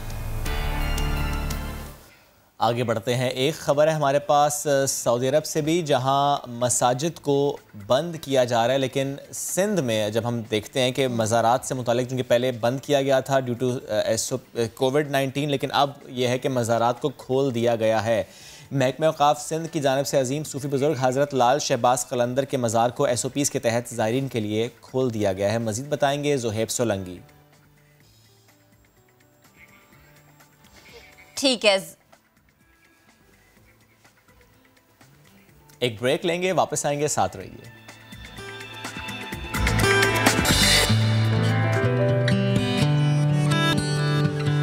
Welcome back. Mobile phone पर इनाम निकलने की नवीद सुनाकर लोगों को लूटने का सिलसिला जारी है। होशियार रहिए, खबरदार रहिए। सादा मिजाज शहरियों को फ़ोन करके ये कहा जाता है कि आपका 5 या 10 लाख रुपए का इनाम निकला है, अब आप फला नंबर मिलाकर इससे राबता करें। इसके अलावा एक और चीज़ हो रही है जनाब, वो ये कि फ़ोन करके कहा जाता है कि मैं किसी नंबर पर पैसे भिजवा रहा था और गलती से मैंने आपके नंबर पर भिजवा दिए। ट्रांजैक्शन रिवर्स करवाने के लिए कोड नंबर दरकार है, बराहे करम कोड नंबर बता दें। अब कुछ शहरी इतने सादा मिजाज होते हैं कि वो बेचारे धोखा खा लेते हैं, और तो और अब व्हाट्सएप को भी हैक किया जा रहा है। अगर हम सिर्फ लाहौर की बात कर लें तो वहाँ साइबर क्राइम में इजाफा हो रहा है। 2019 के निस्बत गुज़श्ता 13 माह के दौरान मालियाती क्राइम में कितना इजाफा हुआ है, ये जानने के लिए हमारे साथ मौजूद हैं हमारे नुमाइंदे रियाज अहमद। उनसे जान लेते हैं कि उनके पास क्या डिटेल्स है। जी रियाज, बताइएगा। जी बिल्कुल, देखा जाए जो ATM फ्रॉड है, इस हवाले से देखा जाए तो ये फाइनेंशियल क्राइम यानी कि जो है वो मालियाती क्राइम में इसका जो है वो तस्वुर किया जाता है साइबर क्राइम में। और इसमें जो है वो मालियाती क्राइम में 2020 और 21 के दरमियान जो है वो सबसे ज़्यादा जो है वो इसमें इजाफा 85% पिछले साल 2019 की निस्बत 85% इसमें इजाफा देखने में आया है। और इसमें सबसे ज़्यादा जो दरख्वास्तें यही हैं मालियाती क्राइम में, उनमें ATM भी शामिल है और ATM में तकरीबन 200 के करीब दरख्वास्तें आई हैं, जिसमें ATM के ज़रिए लोगों के पैसे बैंकों से निकलवाए गए हैं। उसमें जो मुल्ज़मान हैं वो मुख्तलिफ तरीके इस्तेमाल करते हैं। एक तो वो आपको फ़ोन करते हैं कि आपका ATM ब्लॉक हो चुका है, आप इसको खुलवाना चाहते हैं तो हमें को अपनी इन्फॉर्मेशन शेयर करें। जब वो इन्फॉर्मेशन शेयर करते हैं तो उसके बाद वो तमाम की तमाम जो उनके बैंक में जो रकम होती है अकाउंट में वो निकलवा लेते हैं। और उसके बाद दूसरा इनका ये तरीकाकार ये होता है कि अगर आप ATM किसी ऐसी जगह पर स्वैप करते हैं या ATM मशीन में लगाते हैं तो वहाँ इन्होंने डिवाइस लगाई होती है, तो आपका वो तमाम जो ATM का होता है डाटा वो वहाँ से हैक करते हैं और सारा कुछ आपके बैंक से वो भी पैसे निकाल कर ले जाते हैं। और इसके अलावा अगर देखा जो व्हाट्सएप हैक का आपकी तरफ से कहा गया कि व्हाट्सएप हैक होता है, तो व्हाट्सएप हैक करने का तरीका भी इनका कुछ इसी तरह है, मिलता जुलता है। वो आपको एक कॉल करते हैं और उसमें ये कहा जाता है कि मेरे गलती से आपके अकाउंट में जो है वो मेरे पैसे आपके अकाउंट में चले गए हैं, तो मैं आपको एक जो है वो वन टाइम पासवर्ड जिसे हम कहते हैं OTP, वो आपको एक पासवर्ड आएगा, वो मुझे वापस पासवर्ड भेज दीजिएगा ताकि मेरे पैसे वापस आ जाएं। जब वो वन टाइम पासवर्ड आप वापस भेजते हैं तो वो आपका जो व्हाट्सएप सिस्टम है, जो व्हाट्सएप जो आपकी ऐप है, वो हैक हो जाती है और उसके बाद वो आपके व्हाट्सएप से लोगों को मुख्तलिफ किस्म के मैसेजेस, गलत किस्म के मैसेजेस करते हैं और इसके अलावा वहाँ पर लोगों को गलत किस्म की तस्वीर भी भेजते हैं, जिससे आपको मुश्किलात का सामना करना पड़ सकता है। इन तमाम से बचने के लिए जो FIA साइबर क्राइम के हुकाम का ये कहना है कि सबसे ज़्यादा जो बचने का यही तरीका है कि आप जहां पर आप अपना ATM कार्ड अगर इस्तेमाल कर रहे हैं तो वहां पर मशीन में देख लें कहीं डिवाइस तो नहीं लगी हुई, और इसके अलावा कहीं आप स्वैप कर रहे हैं तो अपनी आंखों के सामने वहां पर स्वैप करें, और कोड भी आप खुद अपना पिन कोड वहां पर इस्तेमाल खुद अपने हाथ से करें, किसी को ना कहें कि वो आपका पिन कोड वहां पर इस्तेमाल करे। दूसरा उनका ये कहना था कि व्हाट्सएप हैक जब होता है तो आपको अगर फोन आता है कि आपको गलती से हमारे पैसे गलती से चले गए हैं तो वो वापस के लिए हमें वन टाइम पासवर्ड आपको आएगा, वापस करें, तो आप ऐसी कॉल को अटेंड ना करें, अगर कर लें तो फिर वो जो पासवर्ड आपको आता है वो उसको वापस ना करें। इससे उनका ये कहना है कि इस किस्म के जो है वो साइबर क्राइम से बचा जा सकता है। लेकिन सबसे ज़्यादा उनका ये कहना था कि फाइनेंशियल क्राइम की जो दरख्वास्तें हैं वो तकरीबन 1400 के करीब अब तक 2020 और 21 के दरमियान 1400 के करीब दरख्वास्तें जो है वो मौसूल हो चुकी हैं और इन पर तफ्तीश भी की जा रही है। और ATM जो है वो फ्रॉड करने वाले बहुत से गैंग को पकड़ा भी गया है, उनको सजाएं भी हुई हैं और बहुत से कुछ ऐसे लोग हैं जो जमानतों पर रिहा भी हो चुके हैं। व्हाट्सएप हैक करने वाले भी उनका ये कहना था कि 2 से 3 गैंग जो हैं उनको हिरासत में गिरफ्तार किया गया है जो इस वक्त जेलों में हैं। जी ठीक है, रियाज हमें बता रहे थे, बहुत डिटेल में उन्होंने हमें बताया, आपका बेहद शुक्रिया। इस पे मजीद बात करने के लिए हमें ज्वाइन किया है cyber law expert Jain Qureshi साहब ने। जैन, गुड मॉर्निंग, आपका भी बेहद शुक्रिया वक्त के लिए। कभी बेनज़ीर इनकम सपोर्ट का मैसेज आ जाता है, कभी फला गेम शो का मैसेज आता है, कभी कुछ कह दिया जाता है, कभी कुछ कह दिया जाता है, और जो घर के बड़े होते हैं वो इस पर यकीन भी कर लेते हैं और वो फिर कहते हैं बच्चों से कि अच्छा ज़रा पता करें कि जो मैसेज है वो सही है या नहीं है। अगर ये मैसेज मौसूल हो सार्फिन को तो उन्हें पहला काम क्या करना चाहिए? देखिए, बहुत शुक्रिया आपका। सबसे पहले मैं समझता हूँ कि जो फाइनेंशियल फ्रॉड्स के अंदर जो सबसे पहला जो तरीक़ेकार अपनाया जाता है वो जैसे आपने बताया कि इस तरह एक मैसेज जो है वो रिसीव होता है और साथ ही बाज़ औक़ात या तो कोई टेक्स्ट मैसेज किया जाता है या फिर कॉल करके पूछा जाता है कि आपको इस तरह गलती से जो है एक मैसेज रिसीव हो गया, वो आप हमारे साथ कोड शेयर कर दें। या बाज़ औक़ात ये होता है कि कॉल करके बताया जाता है कि गलती से पैसे आपके पास आ गए हैं, तो वो काइंडली अगर आप कोड शेयर कर देंगे तो आपके वो कोई ना कोई आपको इमरजेंसी बताई जाती है। बाज़ औक़ात ये बता दिया जाता है कि जी हम आपके ब्रांच के मैनेजर बात कर रहे हैं जहाँ पे आपका बैंक अकाउंट है। तो इस तरीके से इंफॉर्मेशन को हासिल करने की कोशिश की जाती है। तो लोग बाज़ औक़ात मैं समझता हूँ कि जब ये रिप्लाई करते हैं, ये कोड्स जो उनको रिसीव हुए होते हैं या मैसेज जो मिला होता है, जब उसका रिप्लाई कर देते हैं या बता देते हैं, इंफॉर्मेशन शेयर कर देते हैं, तो ये उनके साथ फ्रॉड कमिट हो जाता है। तो इसमें जो सबसे इम्पोर्टेंट बात है बताने की वो ये है कि आपको अगर ऐसी कोई भी कॉल आए, ऐसा कोई भी SMS आए, तो वो इन्फॉर्मेशन मत शेयर करें। और इसमें जो सबसे ज़्यादा जो मैं समझता हूँ कि जो आजकल जो फ्रॉड कमिट किया जा रहा है वो ये किया जा रहा है कि एक तो ATM का बताया जाता है कि जी आपका कार्ड जो है वो ब्लॉक हो गया है, और दूसरे नंबर पे ये कहा जाता है कि जी आपका इनाम निकला है और उसके लिए हमें आपकी इन्फॉर्मेशन चाहिए। और इन्फॉर्मेशन के अंदर जो इन्फॉर्मेशन पूछी जाती हैं वो सबसे जो अहम इन्फॉर्मेशन होती है वो ये होती है कि आपका बैंक अकाउंट नंबर क्या है, आपकी वालदा का नाम क्या है, आपका CNIC क्या है। और जब आप ये सारी इन्फॉर्मेशन उनको बता देते हैं तो उसके बाद क्या होता है कि ये फ्रॉड कमिट होता है। तो आगाही के लिए मैं समझता हूँ कि सबसे पहले और सबसे अहम बात यह है कि ऐसी कोई भी इंफॉर्मेशन जो आपके बैंक अकाउंट से मुतल्लिका हो, आपकी पर्सनल इंफॉर्मेशन, ये किसी के साथ, चाहे वो आपका कोई दोस्त क्यों ना हो, उसके साथ शेयर मत करें। ठीक है सर, ये मामला तो है जिस पे आपने आगाही की बात भी की, लेकिन सर मुझे ये बताएंगे फॉर एग्जांपल ऐसा कोई मामला हो गया है, क्योंकि मामला तो ऐसे भी हैं, कोई कॉल करता है, वो हिप्नोटाइज कर लेता है, वो सारी इन्फॉर्मेशन निकलवा लेता है, क्योंकि ऐसे मामला रिपोर्ट हुए हैं, बैंक अकाउंट की डिटेल्स निकलवा ली जाती हैं। सर मुझे ये बताएंगे ये मामला हो गया, किसी सादा लो शहरी के साथ हो गया, क्या हमारा लॉ इतना क्लियर है कि जब हमने शिकायत की उसके बाद वो वाकई फिर सुनी गई और वो मामला हल हुआ या नहीं, वहाँ पर कुछ मसाइल हैं? देखिए, ये आपका बहुत अहम सवाल है। देखिए, इस हवाले से जो प्रोविजन लॉ के अंदर मौजूद है वो है इलेक्ट्रॉनिक फ्रॉड। अब इलेक्ट्रॉनिक फ्रॉड के अंदर जो सजा है वो 2 साल है, और जो बताने की जरूरत है वो ये है कि ये बेलेबल ऑफेंस है। तो अब होता यह है कि अगर फर्ज किया कि आपने ऐसा कोई फाइनेंशियल फ्रॉड रिपोर्ट भी कर दिया, तो जो फ्रॉडस्टर्स होते हैं, जो इस तरह के साइबर क्रिमिनल्स होते हैं, वो रास्ता ये ऑप्ट करते हैं कि अगर वो किसी को ऐसा SMS भेजते भी हैं, तो जो सिम इस्तेमाल की जाती है वो अनऑथराइज्ड होती है, वो इलीगल होती है। इसी वजह से साइबर लॉज के अंदर एक प्रोविजन ये भी मौजूद है, लॉ के अंदर ये भी एक ऑफेंस जो है इसके बारे में बताया गया कि unauthorised issuance of SIM card is also a crime. तो देखा ये गया कि जो ज्यादातर फाइनेंशियल फ्रॉड्स कमिट किए जाते हैं वो जिन सिम्स के थ्रू किए जाते हैं वो अनऑथराइज्ड होती हैं। तो इसमें जो पहला मैं समझता हूँ कि मरहला होता है कि how to identify the cyber criminal, that becomes very difficult. क्यों? क्योंकि इसमें जो सिम इस्तेमाल की जा रही है वो अनआइडेंटिफाइड है, वो अनरजिस्टर्ड है, और अगर रजिस्टर्ड भी है तो वो जिस शख्स के नाम पे रजिस्टर्ड है वो शख्स वो है ही नहीं जो ये क्राइम कमिट कर रहा है। सही तो यहाँ जो आपने कानून के हवाले से बात की, तो मैं समझता हूँ कि एक तो इसमें सजा बढ़ाने की जरूरत है। दूसरा मैं ये समझता हूँ कि जब बायोमेट्रिक वेरिफिकेशन का जो सिस्टम है वो मौजूद है, उसके साथ साथ जो कस्टमर्स हैं, जो यूजर्स हैं, उनको भी कुछ मैं समझता हूँ कि हदायत और अवेयरनेस देने की जरूरत है कि वो भी ये चेक करें अपनी मुतलका किसी फ्रेंचाइज पे जाके जो नियर बाय उनके घर के करीब हो, कि वहां पर ये चेक कर सकते हैं कि क्या कोई दूसरी सिम्स तो ऐसी नहीं है जो उनके नाम के ऊपर रजिस्टर्ड करवा दी गई हैं। क्योंकि आजकल जो एक साइबर क्रिमिनल्स की तरफ से रास्ता ऑप्ट किया गया वो ये भी है कि वो अब वो क्या करते हैं कि फेक डेथ सर्टिफिकेट्स के थ्रू सिम कार्ड्स को रजिस्टर्ड करवा देते हैं उन लोगों के नाम के ऊपर जिनका उस सिम से कोई ताल्लुक नहीं, जो ऑलरेडी उन सिम्स को इस्तेमाल कर रहे होते हैं। अब जैसे एक सिम है वो किसी शख्स के नाम पे है, वो शख्स जिंदा है, लेकिन क्या किया जाता है कि जो साइबर क्रिमिनल होता है वो जाता है, वो एक फेक डेथ सर्टिफिकेट तैयार करता है और उस शख्स के नाम पे वही सिम जो है उसका फेक डेथ सर्टिफिकेट फ्रेंचाइज में शो करके और उसका फैमिली मेंबर अपने आप को शो करके वो सिम हासिल कर लेता है।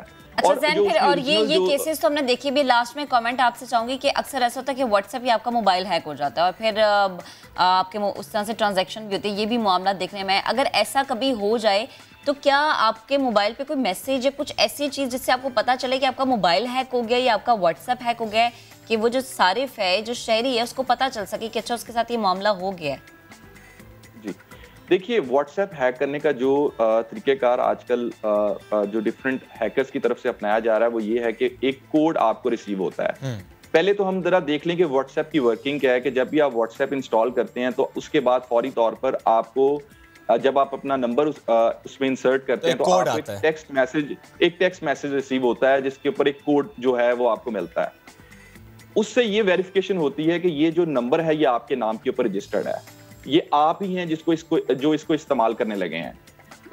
अब होता क्या है कि ये अगर जब ये कोई कोड, जैसे आपने बताया कि जब लोगों को रिसीव होता है तो उनको एक कॉल उनका कभी कभार कोई दोस्त कर देता है या फिर कोई अनोनिमस नंबर से कॉल्स आ जाती हैं ये पूछने के लिए कि गलती से कोड आपको रिसीव हो गया, वो आप हमारे साथ शेयर कर दें। तो होता क्या है कि जब वो कोड शेयर करते हैं जो उनको रिसीव हुआ होता है टेक्स्ट मैसेज के अंदर, तो उसके बाद क्या होता है कि उनके साथ उनका जो व्हाट्सएप होता है वो हैक हो जाता है। इसमें करने की जरूरत ये है, जो आपका सवाल था वो बड़ा अहम सवाल है, कि तमाम एप्लीकेशंस, तमाम social media sites 2 step verification की सिक्योरिटी फीचर्स के साथ बनाई गई हैं और ये व्हाट्सएप के अंदर भी ये 2 स्टेप वेरिफिकेशन का जो सिक्योरिटी फीचर है ये मौजूद है। इसको अनेबल करने की जरूरत है। जब आप 2 स्टेप वेरिफिकेशन अनेबल करेंगे तो आप उसके अंदर एक पिन जो है वो इंसर्ट करेंगे और उस पिन को इंसर्ट करने के बाद बहुत मुश्किल हो जाएगा हैकर्स के लिए इस किस्म का बिल्कुल ठीक है। तो हम सबको 2 स्टेप वेरिफिकेशन की तरफ जाना चाहिए। लेकिन सर बस ये बता दें, क्या पाकिस्तान में केसेस ज्यादा रिपोर्ट हो रहे हैं कि व्हाट्सएप हैक और पूरा का पूरा फोन हैक हो रहा है? व्हाट्सएप हैकिंग के जो केसेस हैं वो नो डाउट बहुत ज्यादा जो हैं वो रिपोर्ट हो रहे हैं। और पूरा का पूरा फोन हैक हो जाना, ये रिपोर्ट हो रहा है सर पाकिस्तान में?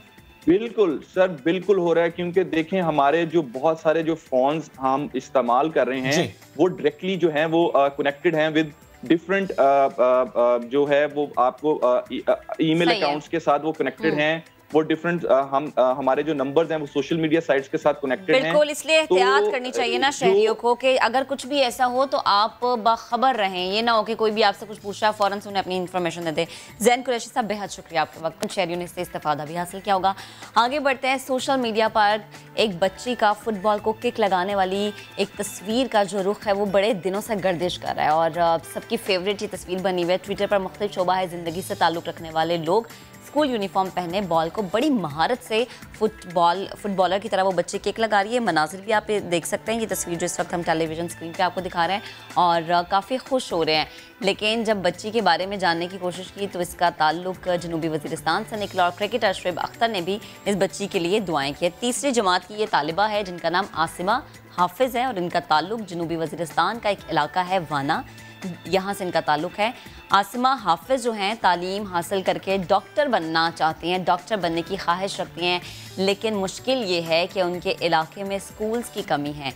तालीम हासिल करने के लिए आसिमा लड़कों के स्कूल में पढ़ती हैं, लेकिन अक्सर देखा गया कि इस तरह के इलाकों में बच्चों को इजाज़त नहीं होती कि को एजुकेशन में जाएँ और पढ़ें।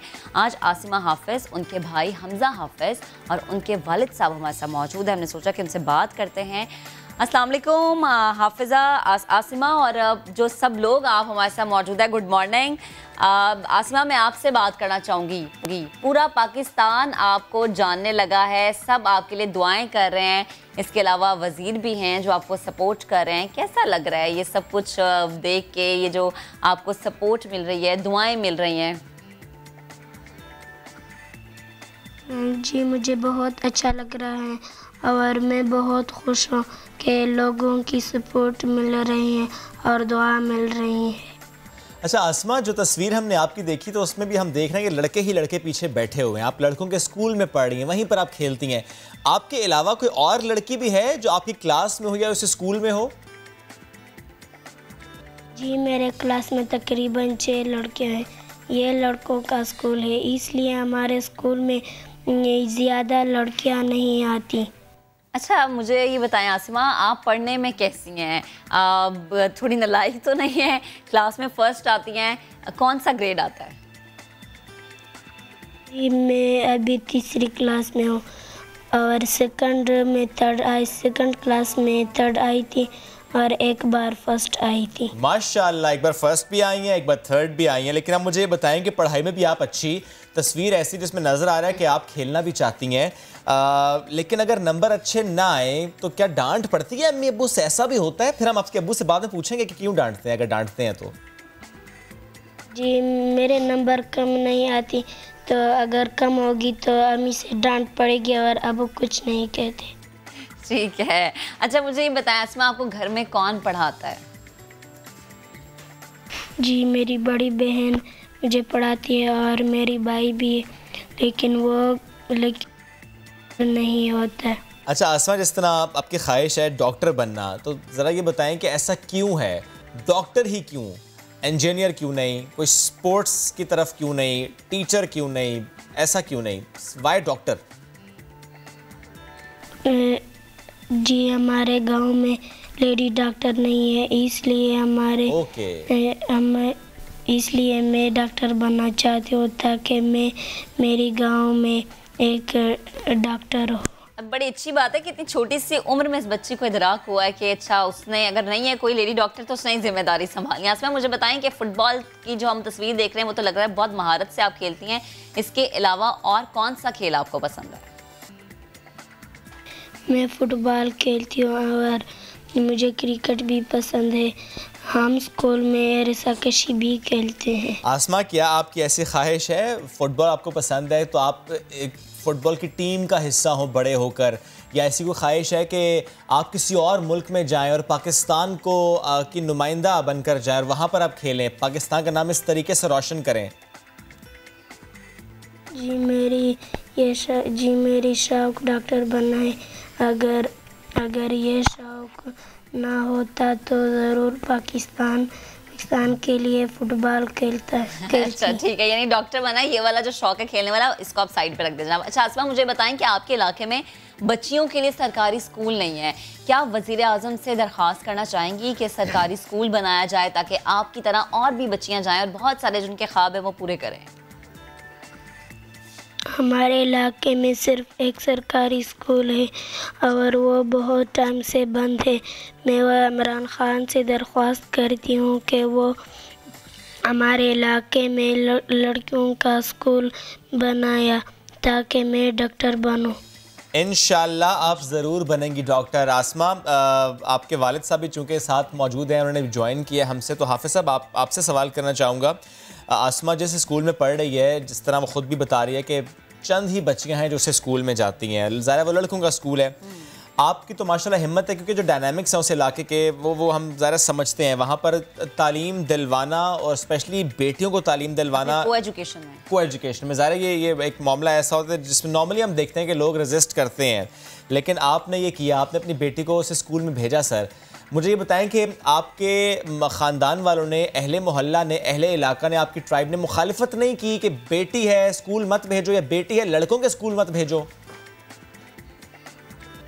हाँ जी, ये तो मुखालफत तो होता रहता है, लेकिन हमने मुखालफत का कोई परवाह नहीं किया। मैंने लड़कियों का स्कूल में दाखिला लिया और उस स्कूल में अभी पढ़ता है। लेकिन हमारे इलाके में बच्चियों का स्कूल है नहीं। अभी जो है वो 7वीं जमात के बाद जितना लड़की है वो स्कूल छोड़ने पे मजबूर होता है। लेकिन अभी अगर हुकूमत ने बच्चियों का स्कूल के लिए या कॉलेज के लिए कोई इक़दामात किया तो इंशाल्लाह ये इलाके वाला लोग बच्चों के लिए दूर जाना नहीं पड़ता। अगर ऐसी तरह हाल में छोड़ दे तो ये बच्चों का मुस्तकबिल स्कूल से नामहरूम हो जाता है या डी खान पेशावर ले जाना पड़ेगा। इसलिए हमारे इलाके में अगर स्कूल बना ले तो इंशाल्लाह ये लोग अपना बच्ची के लिए इधरी कॉलेज पढ़ ले, कॉलेज तक पढ़ ले। ठीक है इंशाल्लाह। और सर हमारी ख्वाहिश भी ये कि आपकी जो ये ख्वाहिश है ना कि यहाँ पे स्कूल बन जाए और बच्चे पढ़ लें, ये हुकूमत वक्त तक पहुँचे भी। सर मुझे ये बताएं कि आपके कितने बच्चे हैं और क्या तमाम बच्चे तालीम हासिल कर रहे हैं? जी हमारे 3 बच्चे हैं और 4 बेटियां हैं।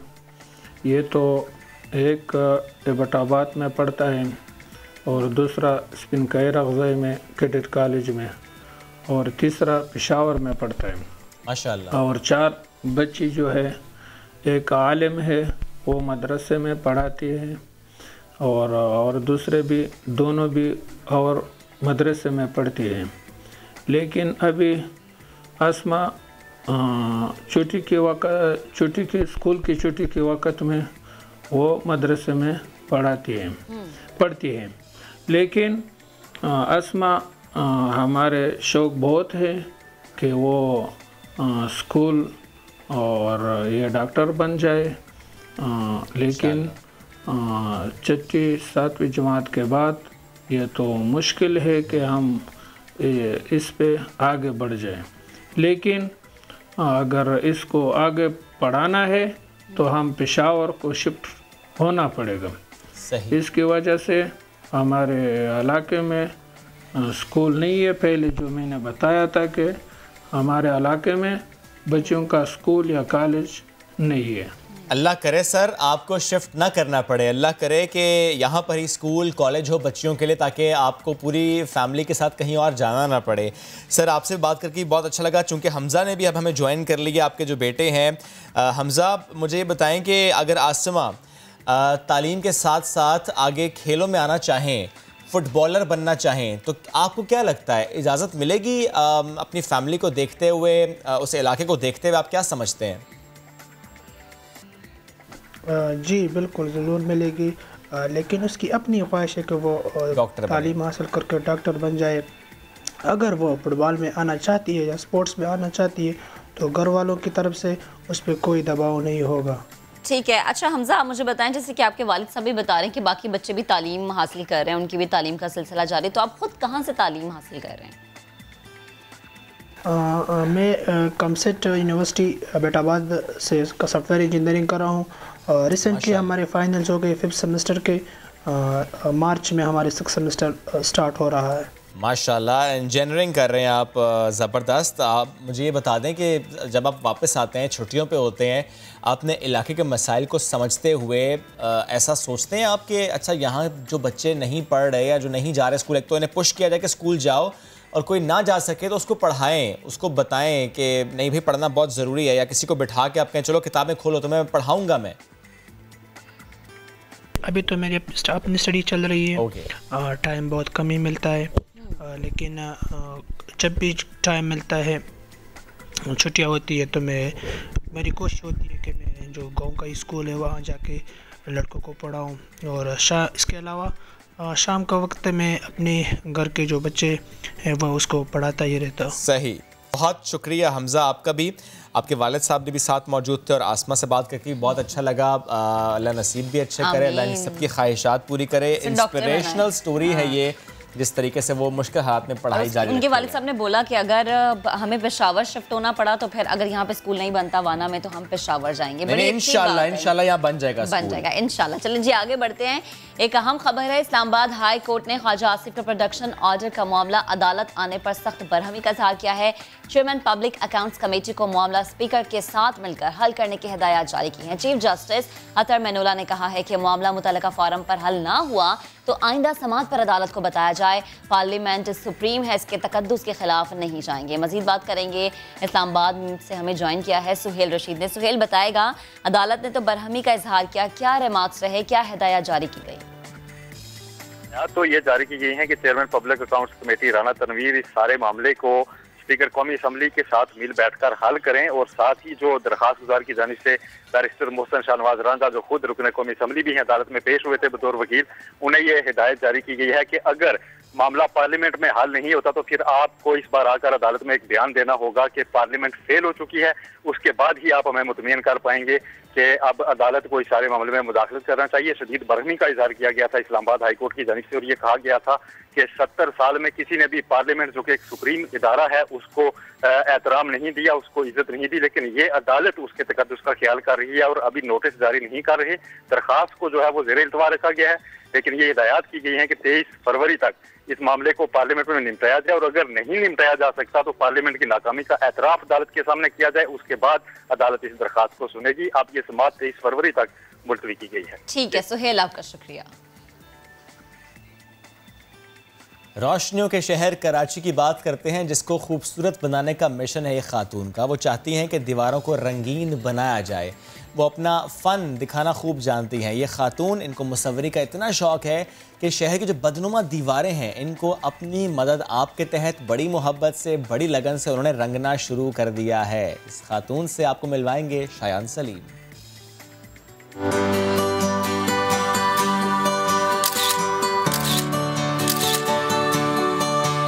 मेरा नाम सलमा हसन है और मैंने फ़ाइन आर्ट्स में ग्रेजुएट किया हुआ है।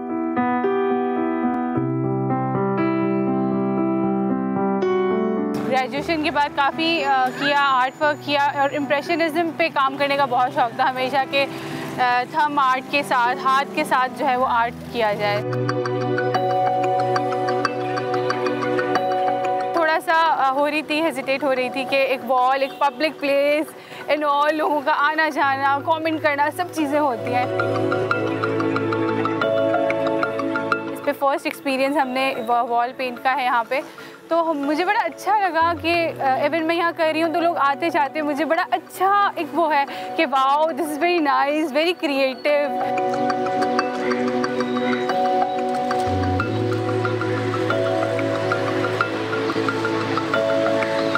मुझे ऐसा लगता था कि मैं अभी थोड़ी घरेलू ज़िंदगी की तरफ बहुत ज़्यादा, पता बच्चे अभी छोटे हैं,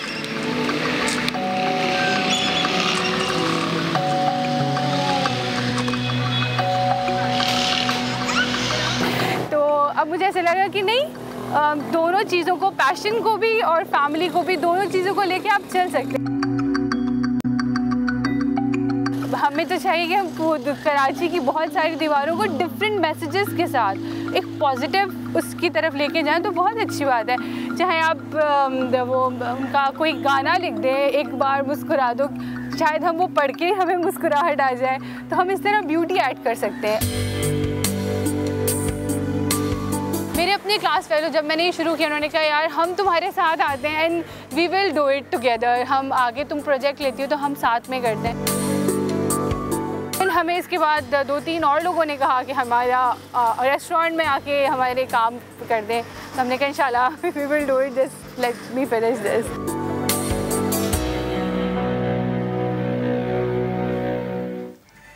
काम करते करते अगर सांस फूल जाए या दिल की धड़कन तेज हो जाए तो किस बीमारी की ये अलामत है, इस पर करेंगे बात ब्रेक के बाद।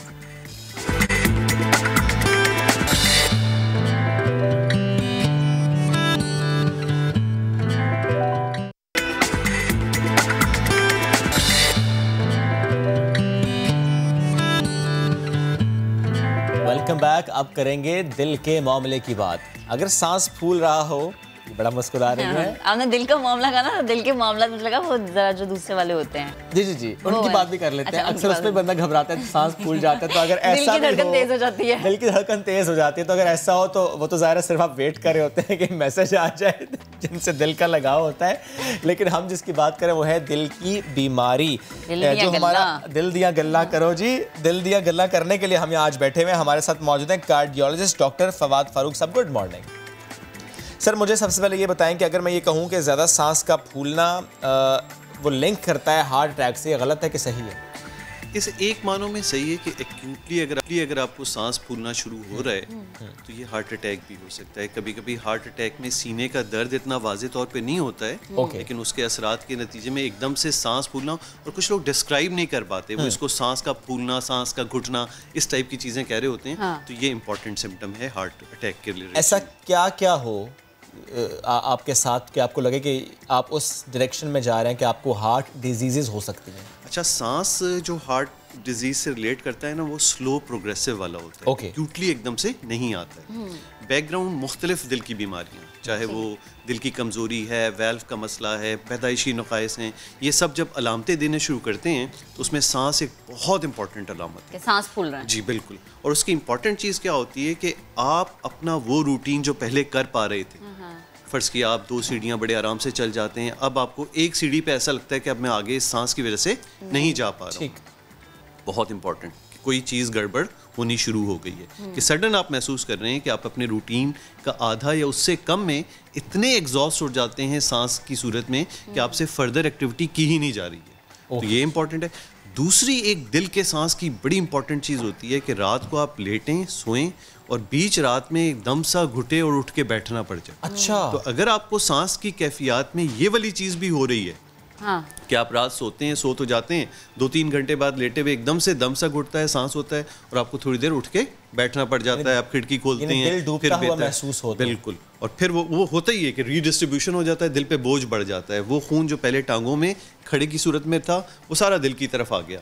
अब दिल पे बोझ बढ़ा, वैसे ही उसके रिजर्व कम हुए थे, इसने एकदम से उसको एग्रीवेट कर दिया।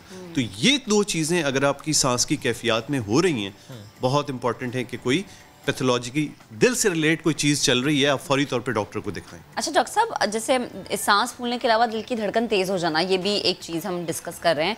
तो रात को लेट रहे हैं आप या सो रहे हैं या कुछ भी, तो आपको अक्सर फील होता है कि दिल की धड़कन बहुत ज़्यादा तेज़ हो गई है, वो क्या वजह होती है? सारा दिन तो बड़े एक्टिव है, लेकिन रात को जैसे लेटे धड़कन तेज़ या धड़कन महसूस होना, इसका स्पेक्ट्रम बहुत वाइड है।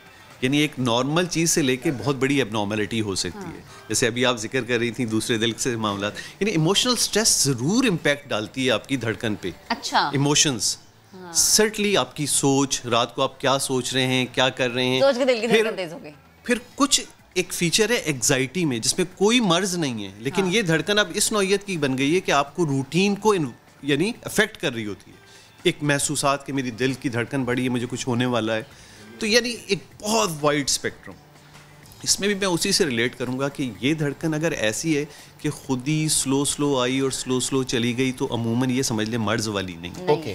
कोई धड़कन एकदम से, जैसे आप बैठे हुए हैं, हम बैठे हुए, एकदम से मुझे महसूस हो कि कोई टक टक टक टक टक मेरी दिल और फिर वो एकदम से खुद ठीक हो गया। यानी बहुत ही सडन से कोई चीज़ आए और आप वाजे महसूस करें कि अब वो नॉर्मल वाली फील नहीं है, कुछ है, तो ये एक ऐसी धड़कन के प्रॉब्लम्स हैं कि दिल में इलेक्ट्रिकल सिस्टम है पूरा, ओके, उसकी वायरिंग की शॉर्ट सर्किटिंग की वजह से ये होता है। बिल्कुल जैसे आपका अपना इलेक्ट्रिकल सिस्टम ज़रा सा कहीं शॉर्ट सर्किट, और अब उसके इतने तहकीक हो गई है कि वो ढूंढते हैं कि कहाँ पे और उसको बंद कर देते हैं इस हवाले से। ठीक, अब बताएं सर, कॉमन कॉजेज़ क्या हैं जिसके बारे में हमें बात करनी चाहिए ताकि हम सांस के हवाले से अगर हम बात करें, हाँ ये बहुत इंपॉर्टेंट है। अक्सर क्या होता है, चूंकि अभी हमने सांस का जिक्र कर दिया, तो आम आदमी जिसको ज़रा सा भी सांस महसूस होगा वो फील करने लगता है शायद मुझे दिल का मसला हो गया। हमारे सोसाइटी में जो सबसे कॉमन है वो डी कंडीशनिंग है। डी कंडीशनिंग क्या है कि आपकी एक्टिविटी है ही नहीं, घर से उठे गाड़ी, गाड़ी से दफ्तर, दफ्तर में लिफ्ट, लिफ्ट से कुर्सी,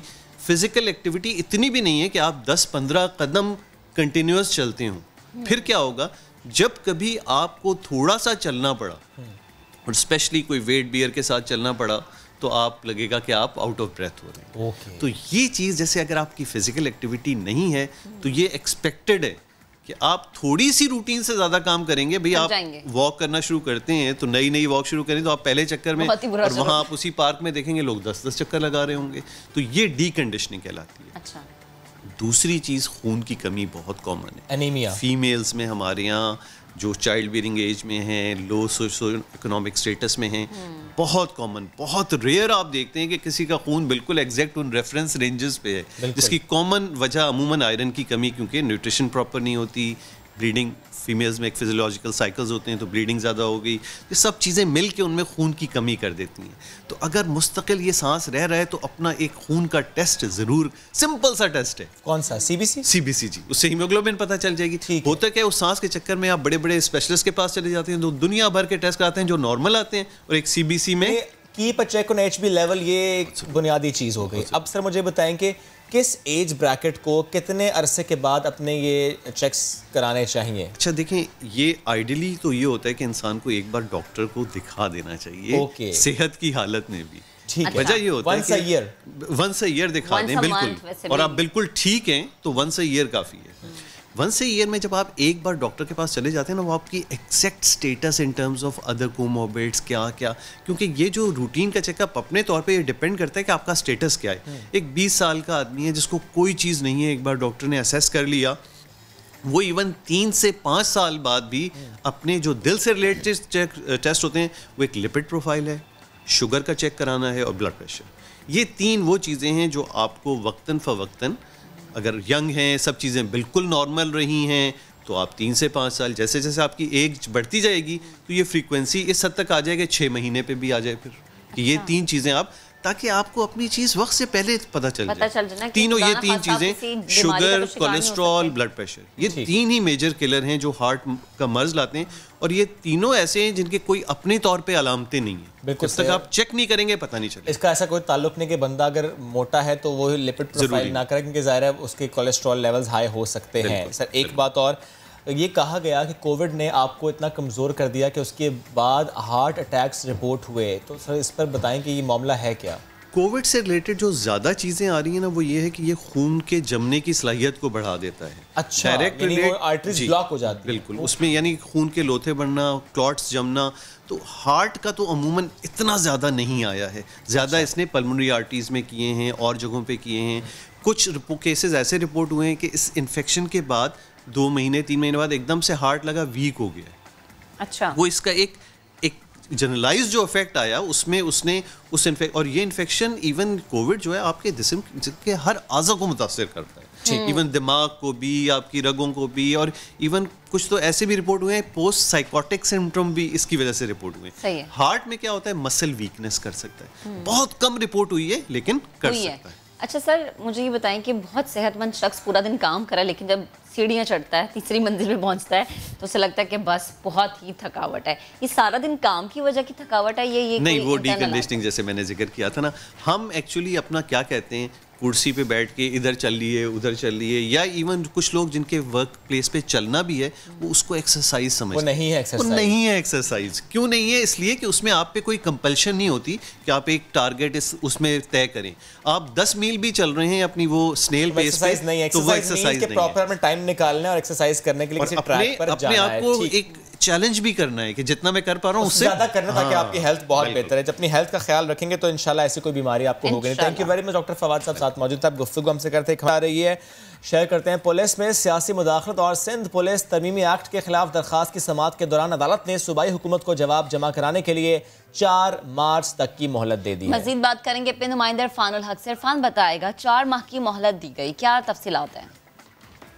देखिए, दरख्वास्त गुजार सिविल सोसाइटी है जिनका ये कहना है कि जो पुलिस रिफॉर्म्स एक्ट है 2019 का, उसके 2 सेक्शन है 13 और 15 वो खिलाफ कानून है। इसके अलावा जो दीगर कुछ दफात हैं पुलिस ऑर्डिनेंस 2002 के हवाले से, उसमें कुछ तरमीम की जरूरत है। कुछ जो कानून सिंध हुकूमत ने बनाया है वो अदालती अहकाम के बरस है, क्योंकि अदालत ने हुक्म दिया था कि सिंध पुलिस को सियासी मुदाखलत से पाक किया जाए और आईजी सिंध को बाइख्तियार बनाया जाए, ट्रांसफर और पोस्टिंग में मुदाखलत न की जाए। तो अदालती अहकाम को मद्देनजर नहीं रखा गया कानून साजी करते हुए। आज समाअत के मौके पर अदालत ने भी दिमाग दिया कि ये इंतहाई अहम मामला है, लिहाजा से हुकूमत इस हवाले से कहीं जवाब दे ताकि हम फरीकैन के दलाइल सुनने के बाद फैसला दें। अच्छा इरफान, लापता बच्चों की अदम बाजियाबी पर अदालत पुलिस हुकाम पर बरहम हुई है, इस मामले पर भी प्लीज अपडेट कीजिएगा। शुभ, आज जो रिपोर्ट पेश की गई उसके मुताबिक ये बताया गया कि 13 बच्चे ऐसे हैं जिनको ताहाल बाजियाब नहीं कराया गया है। इस पर अदालत ने बरहमी का इजहार किया। एक बच्चे के हवाले से बताया गया कि वो उसका सुराग मिला है, वो बैरून शहर है, किसी शाहिद नामी मुलजिम के पास है जो कि मुकदमात में मफरूर है। अदालत ने रिमार्क दिए कि अगर बच्ची किसी के पास है तो वो उसका गलत इस्तेमाल हो सकता है और हमें इस बात की कोशिश है कि जो बच्चे लापता हैं वो कहाँ हैं। अदालत ने आइंदा समाअत पर जामी रिपोर्ट तलब। ठीक है इरफान, आपका शुक्रिया। आगे बढ़ते हैं, कैसे मामले का जिक्र करेंगे जिसने ज्वेलर्स, प्रॉपर्टी डीलर्स और अकाउंटेंट्स को मुश्किल में मुब्तला कर दिया है। एफबीआर ने तीनों को रजिस्ट्रेशन और सार्फिन के लेन देन का रिकॉर्ड रखने के लिए हिदायत जारी की है। नोटिफिकेशन ये कह रहा है कि रियल एस्टेट एजेंट्स अब से अपने तमाम सार्फिन और उनकी ट्रांजैक्शंस का रिकॉर्ड रखेंगे। ज्वेलर्स 20 लाख से ज्यादा कैश ट्रांजैक्शंस पर सार्फिन के तमाम रिकॉर्ड्स रखने के पाबंद होंगे। किसी भी मशकूक ट्रांजैक्शन या शको शुबे की सूरत में एफबीआर और एफएमयू को आगाह करना इंतहाई जरूरी होगा। इसी अहम मामले पर बात करेंगे। हमें ज्वाइन कर रहे हैं general secretary of real estate consultants association Ehsan Malik साहब। सर बेहद शुक्रिया आपके वक्त का। सर ये फरमाइएगा कि एक तरफ हुकूमत ये कहती है कि एमनेस्टी स्कीम है, वो ये कहती है कि पूछा नहीं जाएगा कि पैसा कहाँ से आया, लेकिन दूसरी जानिब अगर रियल एस्टेट से मुंसलिक लोगों से कहा जा रहा है कि आप हमें बताएंगे कि जो कस्टमर आपके पास आ रहा है उसका पैसा कहीं काला धन तो नहीं है। सर ये तो कॉन्ट्राडिक्टरी है। जी अस्सलाम वालेकुम, बिस्मिल्लाहिर्रहमानिर्रहीम।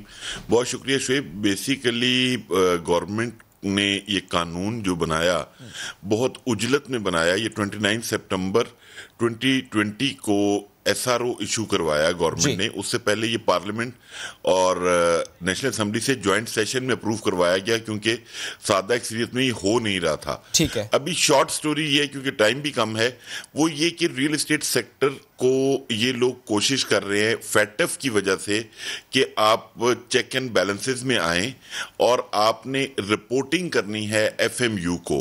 अभी जो इसको डायरेक्टरेट डील कर रही है वो डीजी आई हैं बशीरुल्लाह खान मरवत साहब। वो बहुत कोऑपरेट कर रहे हैं हमारे सेक्टर के साथ। अभी कल उन्होंने UNODC के साथ मिलके एक सेमिनार अरेंज करवाया just to educate the people. But real estate sector के अपने तहफ़्फ़ुज़ात हैं कि हमें ये कहा जा रहा है कि आप जिसको सस्पेक्ट करें उसकी STR जनरेट करें। अभी आप पूरी पाकिस्तान में लोगों को का जो आइडिया है वो ये है, रियल्टर्स की बात कर रहा हूँ, कि इस सेक्टर का लिटरेसी रेट कम है और हमारे पास ऐसा कोई मैकेनिज्म नहीं है कि हम किसी को कैसे सस्पेक्ट करें कि उसके पैसे वाइट हैं, ब्लैक हैं। आपने कहा मतलब कैसे सस्पेक्ट करें, पैसे एंटी मनी लॉन्ड्रिंग से बना के आपने कहा कैसे सस्पेक्ट करें। सर क्या कोई परफॉर्मा हुकूमत की तरफ से, FBI की तरफ से आपको दिया गया कि आपने इस परफॉर्मा को फिल करना है, सबमिट करना है?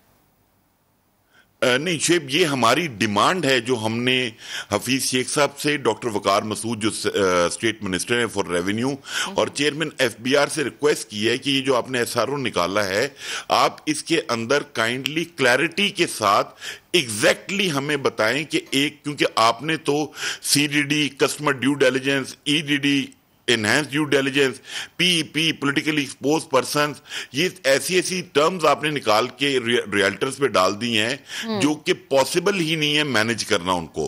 आप हमें एक परफॉर्मा दें और काइंडली जब वो परफॉर्मा बनाएं तो अपने आप को एज ए बायर उसके अंदर रखें कि क्या एक बायर से वो रियल्टर वो इंफॉर्मेशन ले सकता है बिफोर द डील, और अगर डील मेटेरियलाइज या ट्रांजैक्शन मेटेरियलाइज होती है तो हमें तो खाली बायर सिर्फ एक अपने आईडी कार्ड की कॉपी प्रोवाइड करता है। और अच्छा। इसमें जो हमारा जो मेन सबसे बड़ा कंसर्न है, अगर आपको मैंने भिजवाया था एसआरओ की कॉपी भी, जो इसमें लास्ट पॉइंट है पॉइंट नंबर 16, जिसमें आपने कहा है due to violation of any clause, तो आपके रियल्टर के ऊपर भी एंटी मनी लॉन्ड्रिंग की सैंक्शंस अप्लाई होंगी। बात यह है कि हम सर्विस प्रोवाइडर हैं, प्रॉपर्टी आप परचेज कर रहे हैं, आप हमारे ऊपर एंटी मनी लॉन्ड्रिंग की सैंक्शंस क्यों अप्लाई करना चाह रहे हैं? एक तरफ प्राइम मिनिस्टर साहब कहते हैं कि जी एमएनएसटी स्कीम अवेल करें, आपसे पूछा नहीं जाएगा, उसके पैरेलल आप ये सिस्टम चला रहे हैं। एफबीआर बेबस इस लिहाज से है कि गवर्नमेंट जो कहेगी उसने इंप्लीमेंट करना है। इस तरह फैक्ट रेगुलेशंस है सर, लेकिन मुझे ये बताएं सर कि जो आपने बात अभी की एंटी मनी लॉन्ड्रिंग की शकें आप पर लागू हो जाएंगी, so what does that mean? For example आपके पास एक शख्स आता है, वो कहता है मुझे ये यहाँ पर इन्वेस्ट करना है, और आपको लगता है कि ये बिल्कुल ठीक चैनल से पैसा आया और आप एक suspicious transaction report STR generate नहीं करते, फिर ये होगा सर कि अगर कल को काला धन होता है तो फिर ये होगा कि आप पर लागू होगा वो? एग्जैक्टली अभी आपने सही पॉइंट कैच किया कि मैंने एक आदमी को सस्पेक्ट ही नहीं किया, बट डाउन द लेन 3-4 साल बाद, 3 महीने बाद, 4 महीने बाद वो बंदे को एएनएफ वाले उठा लेते हैं, आपकी एजेंसीज उठा लेती हैं due to any reason, like वो मनी लॉन्ड्रर था या जो भी था। मैं तो उसको चेक नहीं कर सका, बट उसके बाद वो जो उसके साथ होगा वो तो अलग होगा। मैंने क्योंकि उसको फैसिलिटेट किया होगा उसको प्रॉपर्टी परचेज करवाने में, तो मेरे पे भी एंटी मनी लॉन्ड्रिंग सैंक्शंस होंगी। तो मेरी आपके प्रोग्राम के तवज्जुह से वज़ीर आज़म से अपील है कि काइंडली इस चीज को सीरियसली देखें।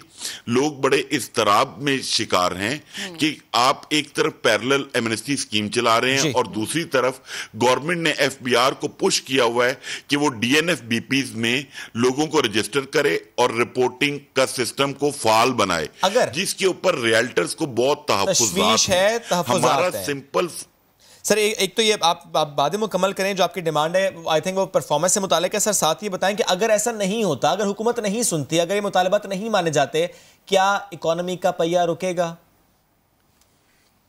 सर इकोनॉमी का इशू ये है, पिछले 2.5 साल में ये कंस्ट्रक्शन पैकेज के बाद तो इकोनॉमी चली है, इस एमनेस्टी स्कीम के बाद तो इकोनॉमी चली है, इससे पहले तो इकोनॉमी बिल्कुल रुकी हुई थी। आप लोग इस चीज के विटनेस हैं। दूसरी एक बात यह, हमें अंदाजा है, हम मुहिब्बे वतन पाकिस्तानी हैं, कि फैटफ से की ग्रे लिस्ट से बाहर आने के लिए गवर्नमेंट को ये सख्त इकदाम करने पड़ रहे हैं। बट मैं ये समझता हूं गवर्नमेंट इसको निगोशिएट कर सकती है। फैटफ वालों को हमारी ग्राउंड रियलिटीज का आइडिया है कि यहां पे लोगों का लिटरेसी रेट कम है जो इस सेक्टर से वाबस्ता हैं, तो बजाय इसके कि आप इस सेक्टर के लोगों को इन्वॉल्व करें, आप काइंडली जो रजिस्ट्रेशनिंग या ट्रांसफरिंग अथॉरिटीज हैं उनको इन्वॉल्व करें। आपको जो डाटा चाहिए, आपको तमाम सीडीए है, एलडीए है, प्राइवेट सोसाइटीज हैं, वो डाटा आपको इजीली मैनेजेबल है, आपके लिए एक्सेसिबल है।